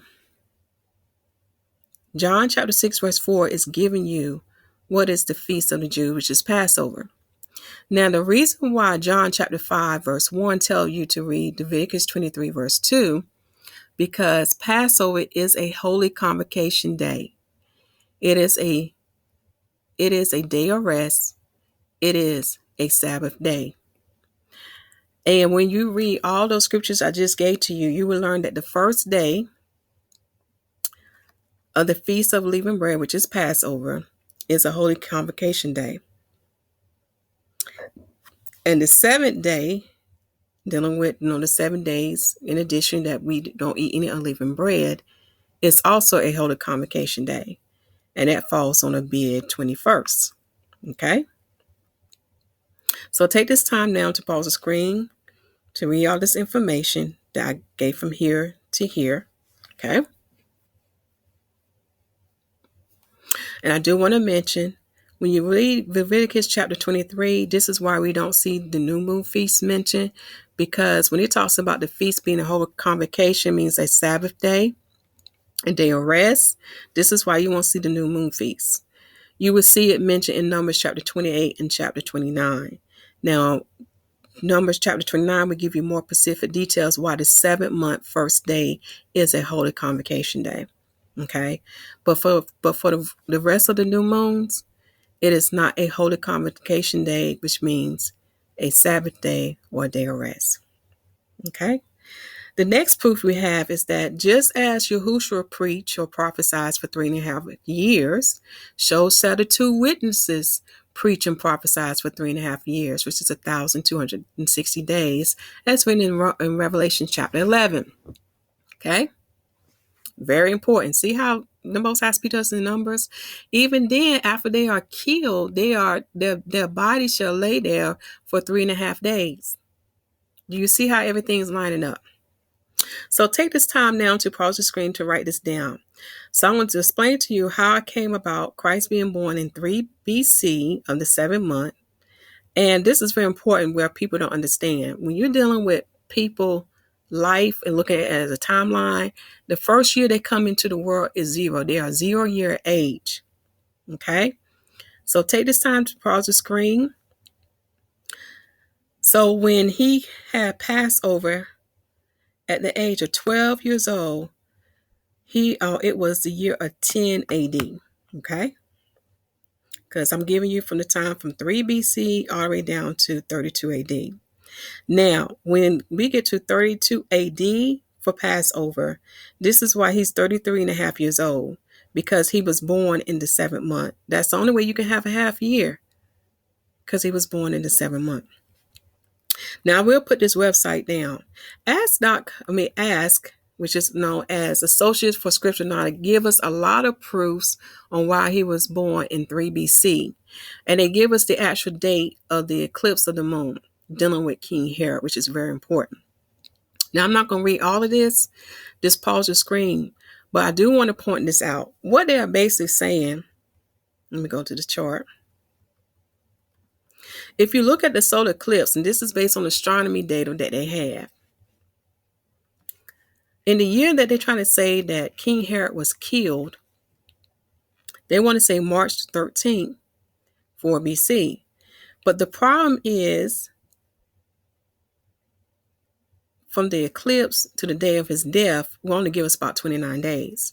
Those who have a copy of Josephus know that there were so many events that happened during that period of time, you would have to have more than 29 days. Therefore, this is why when the eclipse appeared on January 10th, 1 BC at 1 a.m. Central Time, from that time to Passover, we have 12.5 weeks. Okay? Take this time now. I'm going to blow this up.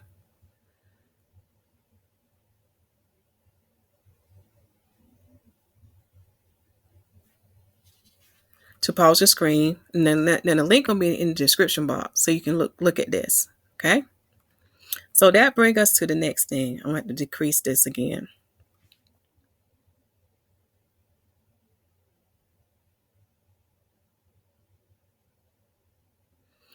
Which brings us to the next thing. He gave us another clue. Okay? Josephus talk about there was a fast on that day, and that can be found in Antiquity 17:6-4. There was a fast that occurred following the eclipse of the moon. Take this time now to pause the screen. I'm not going to read this word for word. It's to save time. Okay? Now, I went back to get an idea what fast could he be talking about. He's talking about one of the fasts that is mentioned in Zechariah chapter 8, verse 19, which he called Tishri feast. However, I want you to read Zechariah chapter 7, verse 5, also chapter 8, verse 19, and Isaiah chapter 58 to understand the mystery of fasting as well. But to keep this video short, I'm going straight to the point. The fast that he's talking about that occur following after the moon eclipse, he's talking about the fast on the 10th month and 10th day. Take this time down to part of the screen to get the scriptures that pertains to the other 4 fasts that is mentioned in Zechariah chapter 8, verse 19. Okay? So this is why I say that it's not dealing with Purim, because Purim is the 12th month. It has to be the 10th month, and you will see why. Because the next thing you're thinking, well, does January fall in that time? Yes, January can fall in this time. And guess what? We're having a perfect example. It happened this year. Okay? This year, the 10th month for us, because we follow the 13th month, the 10th day will fall on January the 7th, which is Saturday, for those who are going by the moon appointed time, because it didn't show at its appointed time. And for those who are not going by the moon appointed time, they're going by December the 30th, it will fall on January the 8th of 2017. So this is proof that, yes, the eclipse can fall. The eclipse can be in January, the 10th day of 1 BC. And you can have a fast on that day. So we have evidence of that occurring. Okay. The reason why I put a photo of this, because notice what the heathens put in. They put his reign from 37 to 4 BC, which is very important because that's only showing 34 years of reign. And then his birth, they're going to put 74 to 73 BC. The only problem with that, Josephus gives us another important information that he was about 70 years of age when during the time leading up to the moon eclipse. So he had a birthday around the corner. So he cannot be born in 74 BC. Again, do you see how the heathens give us clues and stuff? So to keep this short, I want you to pause the screen and write this stuff down. See, this is what people don't know. In 37 BC, he was actually made king of Judea by the Romans. However, he had to seize Jerusalem to enforce this. So in 34 BC, he was able to besiege Jerusalem and kill Antigonus II Matthias in the spring of 34 BC. Now, those who have a copy of Josephus, I want you to read War 1.14.4 and War 33.8. Also read Antiquities 15.1.2. Okay. Now, to get more information about how he reigned 34 years after he killed Antigonus, and how he reigned 37 years when the Romans made him king, I want you to read War 33.8. Okay. So this is why it makes sense for him to die in 1 BC, because from 37 BC to 1 BC is a total of 37 years. Now, I'm not subtracting 1 from 37. I'm counting this number 37 as 37 years. Okay. And that's the same thing for 34 BC to 1 BC will give you 34 years. Okay. Now, another piece of information that Josephus gave us, he said it was a sabbatical year. Again, do you see how this all ties in with the Most High calendar and the timeline events? So when I trace this information back of this being a sabbatical year, we had a big piece of information. When you read 1 Maccabees chapter 6, verse 47, you will come to learn that this was a sabbatical year occurred. And I talk about sabbatical year, it can be a year of rest. It can be one of the 7 years, or it can be a jubilee. But for this one, it was a year of rest, like a 7th year. And it occurred in 162 BC. Now, how I got this date is because when you read 1 Maccabees chapter 1, it tells you that when Antiochus came into power, it was in the 137th year of the kingdom of the Greeks. And based on history, that would be 175 BC. So when you get to 1 Maccabees chapter 6, the 150th year is 162 BC. That's one of the big clues. Another clue is that I would ask, well, how do I know? I'm sorry. I asked, well, since Jubilee is 2015 to 2016, that was another clue. So I was able to trace back, look at some historical events with the Bible as well as with the work of Josephus and other sources. So I came to learn that we can have a sabbatical year from 35 BC to 34 BC. Again, this was the time when Herod attacked Jerusalem. Okay, a sabbatical year. Jubilee, Shemitah, or a 7th year is a sabbatical year. Okay. Now, you need to read Leviticus chapter 25 to understand when it starts. It starts on the 7th day and ends on the 7th ninth day. That's very important. Okay. So 35 BC to 34 BC is a Jubilee year, a sabbatical year. So remember, I said BC, you count backwards. So the year before that would be 36 BC to 34 BC. It's also a sabbatical year because it's a Shemitah year, which means it's the 49th year. It's a 7th year, okay? So take this time now to pause the screen because I give you, examples of dates of when you will have a Shemitah year, which is the 49th year, from 2014 to 2015 AD, okay, because that's a Shemitah year. I also give you examples when you will have a Jubilee year, which is the 50th year. And we know 2015 to 2016 is a Jubilee year. So this will lead me all the way back, which matches up with the timeline that the Most High had me to do from Adam all the way up to now, which is based on the creation timeline. I learned that the first Shemitah in the land of Canaan, which is the 49th year, occurred in 1536 BC to 1535 BC, which is actually day 3 from Adam, and that fell in the 8,933rd year, ending on the 8,934th year. Also, I learned that the Jubilee year, the first Jubilee year, which is the 50th year in the land of Canaan, was in 1535 BC to 1534 BC. And that fell in the 3rd day from Adam. Okay. We're not talking about 3rd day. We know 1st day Adam was created. 2nd day was flood. 3rd day was when you have Exodus. Okay. That's what I'm talking about. 4th day was when King Solomon built the temple. 5th day was when Christ was crucified and resurrected and when he delivered the captive from Sheol.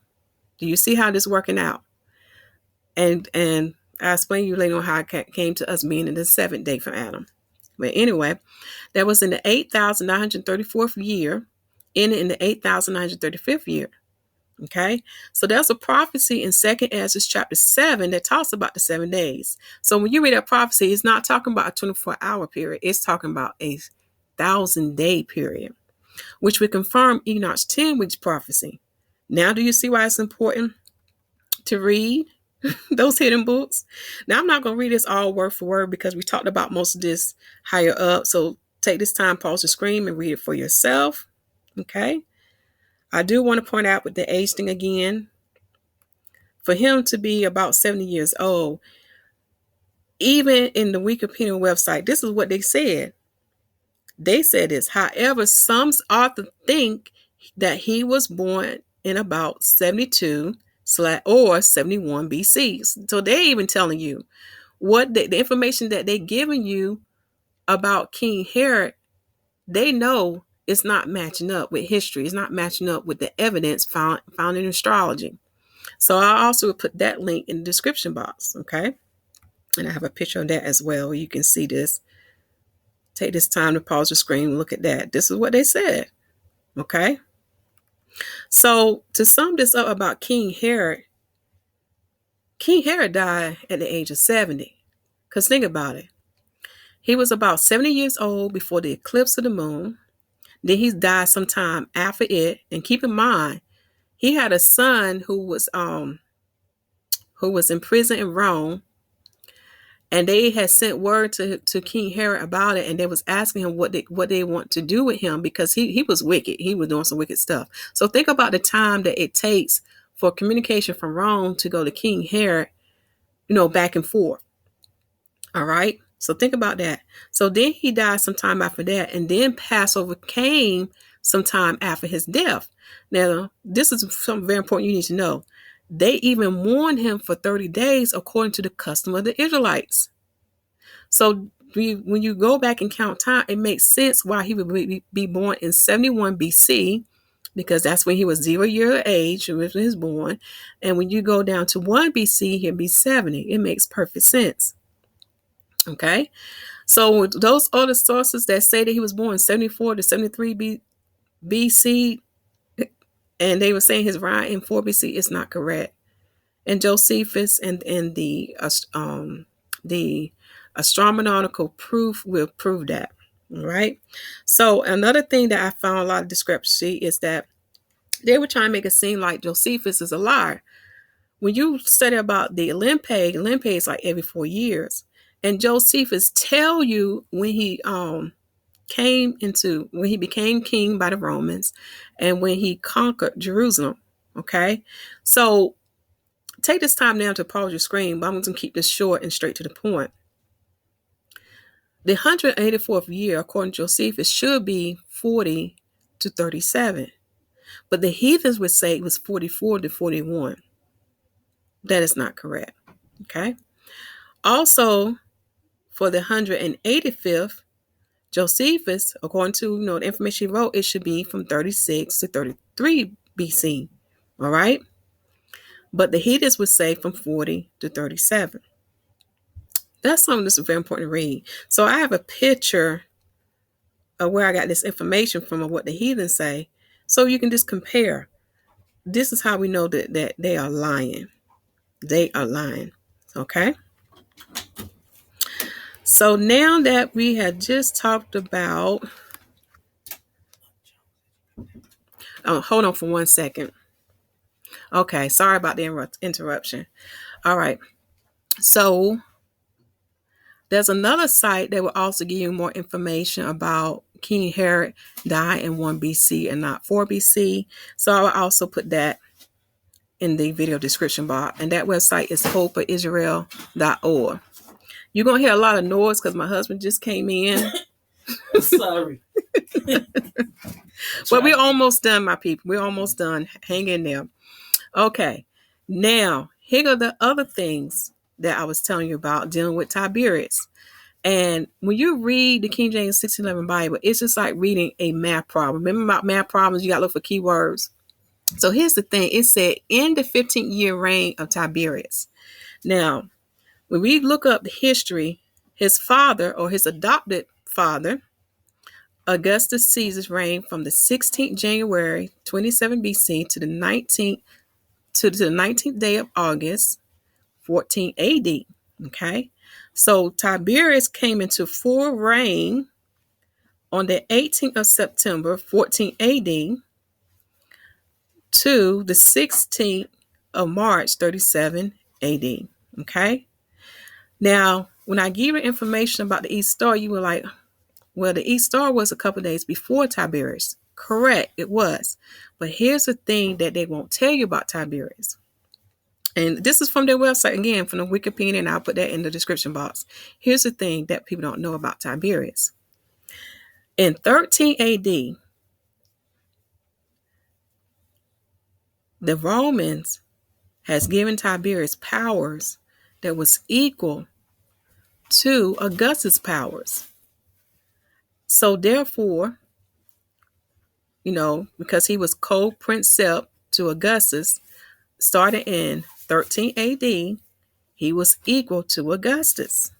So when Augustus died, there would be no interruption in the reign of Tiberius. But if you understand anything about the Roman customs, they always got to make something official and come with a ceremony. So when you read the website, you're going to find that on the 18th of September, that's when they moved Tiberius' position to reign to continue on the reign. Okay. So in other words, when Augustus died, nothing changed. This is why Wikipedia even states, I'm going to read this word for word, and I'm going to start here.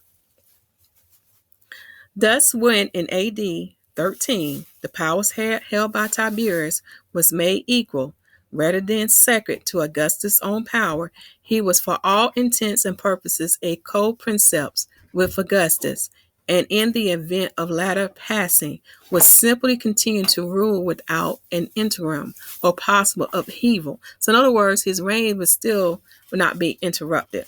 So that's why when you read the book of Luke, they were correct to say that he reigned in the 15th. I'm sorry. When you read the book of Luke, they was correct about that 15th year, and the 15th year is 28 AD. Okay. But when you look at the star of the east, and you look at what day it falls on, it still fell on a day where Tiberius was in reign. So we still need to look at the month of August. That's what I'm saying to you. Looking at the month of August. That's when his reign started, after the 19th day, because that's when his adopted father died. And you'll see what we mean when we get to that star. And this is just a picture where I got that information from.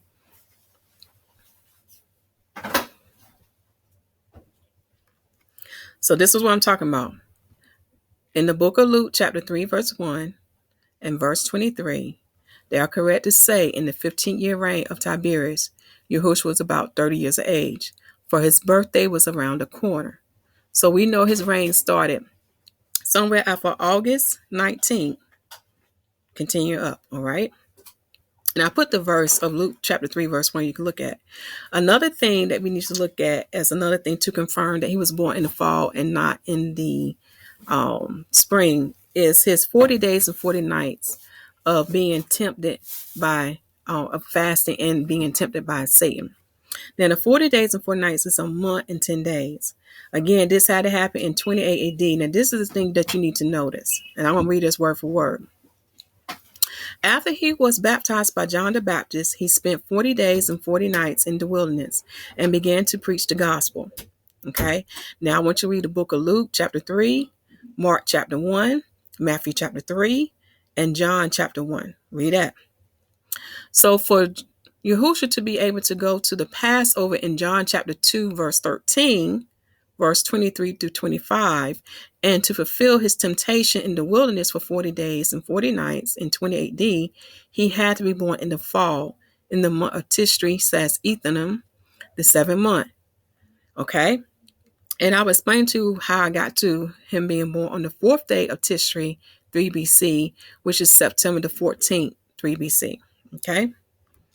Now, here's where the confusion come in. I know everybody look at the constellation that's mentioned in Revelation 12 about the woman. So according to Ask and the astronomy records and also Raleigh First Assembly Church, that constellation, which is called Virgo, appeared on September 11th, 3 BC, around 6:18 to 7:39 p.m. And that was the day of the new moon crescent, okay, the first day of the 7th month. All right. Now, here's the problem with that. The first day of the 7th month is a Sabbath day, a day of rest. Okay? Even though they're not required to go to Jerusalem, why would they go to the city of David called Bethlehem to enroll in a tax on a holy day? It don't align with scriptures. So this is why I say he's not born on September 1st, on the first day of the 7th month. Now, I know those sites may say other things, but when you look at scriptures and you come in the whole volume of the book, you will learn that the first day of the 7th month was a holy day. So they would not go to their hometown to enroll in the census on a holy day. They won't travel because we can't travel on a holy day. Makes sense, okay? Now, when you read the book of Matthew, it gives you a clue. It said he was born on the East Star. So according to the records, this East Star called Regulus, okay, which is the King Star / Royal Star in the Leo constellation, appeared on September the 14th, 3 BC. Okay. So on this day, Jupiter, the clean planet, and this supposed to represent the Most High, was in conjunction with Regulus for 3 times this occurred. So the first conjunction was announcing that he has entered into the earthly realm, that he was born. Okay. Take this time now to pause your screen to get the dates. Let me start up here. So I'm going to mention this. The first constellation was September the 14th, 3 BC. The second was February the 2nd, February the 17th, 2 BC. And the third conjunction was May the 8th, 2 BC. So take this time now to pause the screen so you can get those conjunction when Jupiter was with Regulus. Okay?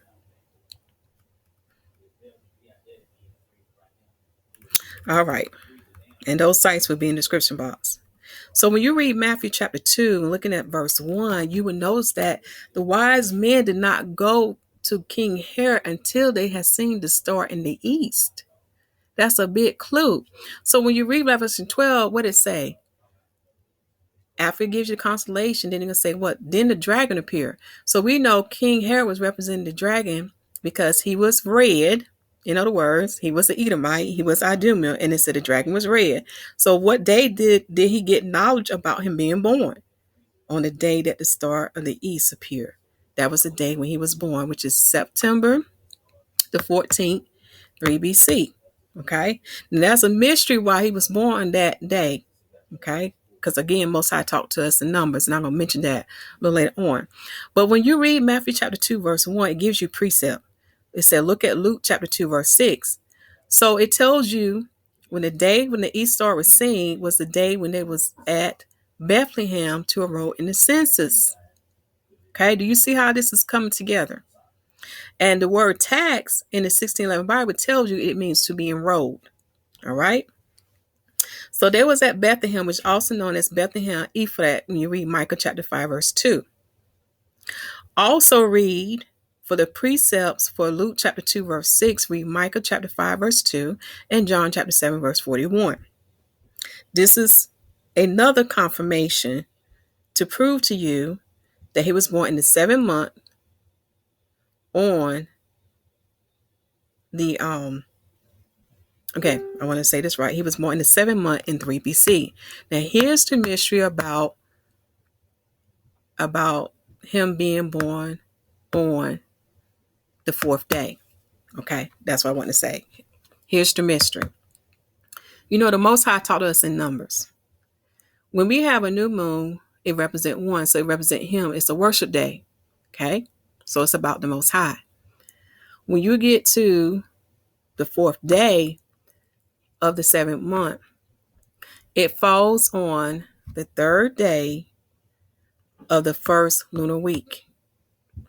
So because the 4th day falls on the 3rd day of the first lunar week, very important for you to pay attention, it represents the number 3. In other words, 4 minus 1 is 3, right? 3 represent pure holiness. Let me look it up, because in the book of Jubilee, it tells you what 3 means. Represent pure holiness. The number 3 is a number of spiritual pureness, and that can be found in Jubilee chapter 32, verse 3. And the reason why he represents spiritual pureness, did he not come in his Father's name? Is he not the Word? Was he not born of spirit? So in other words, those 3 things was in him. He represents the Father, he represents the Word, and the Holy Spirit. And you can read that in 1 John chapter 5 to understand more about that mystery. Okay? Even the book of Baruch talks about that. I think that's in chapter 2 or chapter 3 to understand that mystery. So this is why he would be born on the 7th month, the 4th day, because it falls on the 3rd day of the first lunar week. And notice that day don't fall on any holy day. It falls on a day where Joseph and Mary could go to Bethlehem to be enrolled in the census.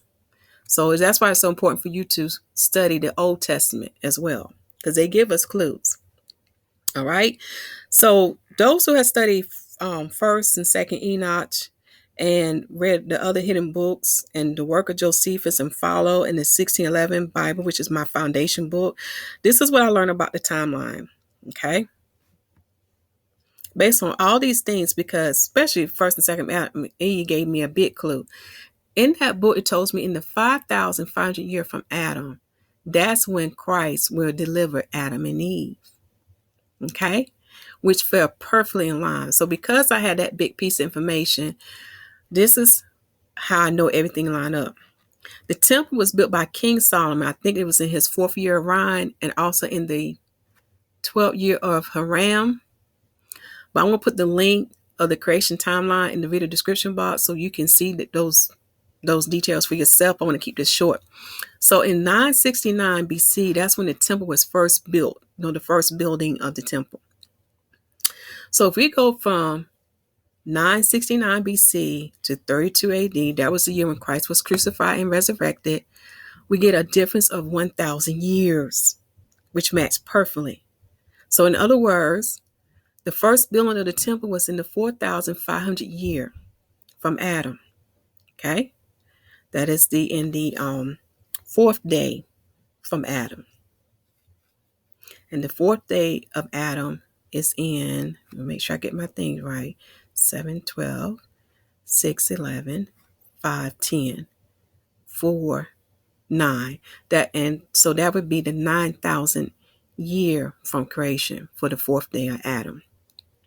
Okay, so he came in the 4,500 year. The building of the temple. When we go to 5,500 year, that's when Christ came to deliver Adam and Eve and the rest of the souls from Sheol. And that can be confirmed in the book of Ephesians, talks about that. And the book of Songs talks about that. Deliver the captives, set the captives free from Sheol. Okay. And you got to read the book of Nicodemus too. It talks about that as well.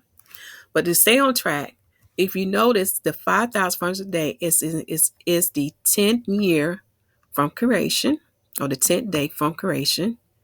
It is also the 5th day from Adam.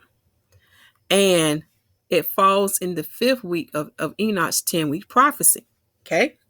So subtracting the two give me 1,000 years. This is why when you do the math from BC to AD, you will get 1,000 year, because 969 represent what? That 1,000 year, which is 4,500. And you go to 32 AD, that represent what?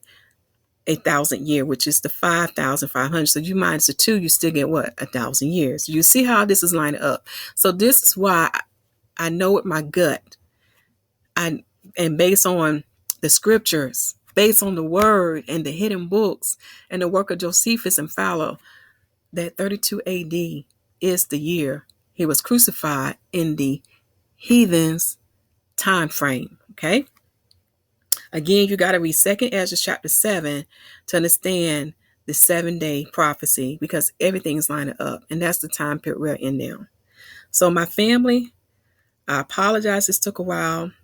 I want you to pause the screen and look at this, because this is the reference number that you will see that I used when it came to King Herod.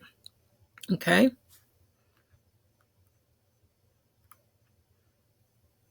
Take your time to pause the screen now and get the rest of this. We can look at all the different resources that I use. So now just think about it, because I was led to look at the King James 1611 Almanac, led to the whole truth and how everything aligned, and why Yhwsh was born in the 7th month, 3 BC, on the 4th day, because he represents the number 3. He represents spiritual holiness. Okay? Because 4 minus 1 is 3. 1 represents Yahuwah. You can see how this works. Just like Yahuwah was in the 10th level of heaven, and Yahushua in the 7th level of heaven. 10 from 7 is what? 3. Do you see the connection? So, because the enemies of Yahuwah have the spirit of pride, they think they're hiding the truth from us. But guess what? They are revealing it, and they are showing that they are liars. They are showing us what they have done. This is why it's so important to read everything. I don't care what book you get, read everything. Read the preface, read everything, because they will reveal things that they're trying to hide from us. Those things will show that they've been lying to us, my people. So the 1st and 2nd copies of Enoch, they are divine. We are supposed to read those books. And Yhwsh being born in the 7th month on the 4th day of 3 BC is correct. It's correct. When I say correct, based on this, based on the word and based on what I found in these sources. That's what I mean by being correct. It's no way he can be born in Passover because he had to preach for 3.5 years. So when you read the book of John, you will learn that there are 4 Passovers that occurred. After he was baptized, the first Passover came. And when you get to the 4th Passover, he was crucified on that day, a full moon day. That's why you had darkness from the 6th hour to the 9th hour, because it was a total lunar eclipse known as central lunar eclipse. And this is why the darkness lasts so long. It was not a solar eclipse, my people. Those are lies from the children of Satan. They're spreading their false doctrines. So seek Yahuwah, my people, for his truth and not what man say. Read Luke chapter 11, verse 9 through 13. For we are in the season for Christ to return. We are in the 7th day from Adam, which is the 12,000 year from creation. And we can see the signs in the heaven and the signs in the earth, for we know this is the season for a new age to begin, for the kingdom of Jacob to come. I don't know about you, but I don't want to receive eternal death. I want to receive eternal life. So receive salvation as written in Romans chapter 10 with your whole heart and be baptized in the name of Yahushua HaMashyah. For he set the example. Christ set the example. So if he was born of water and of spirit, we must follow their example too. Shalom.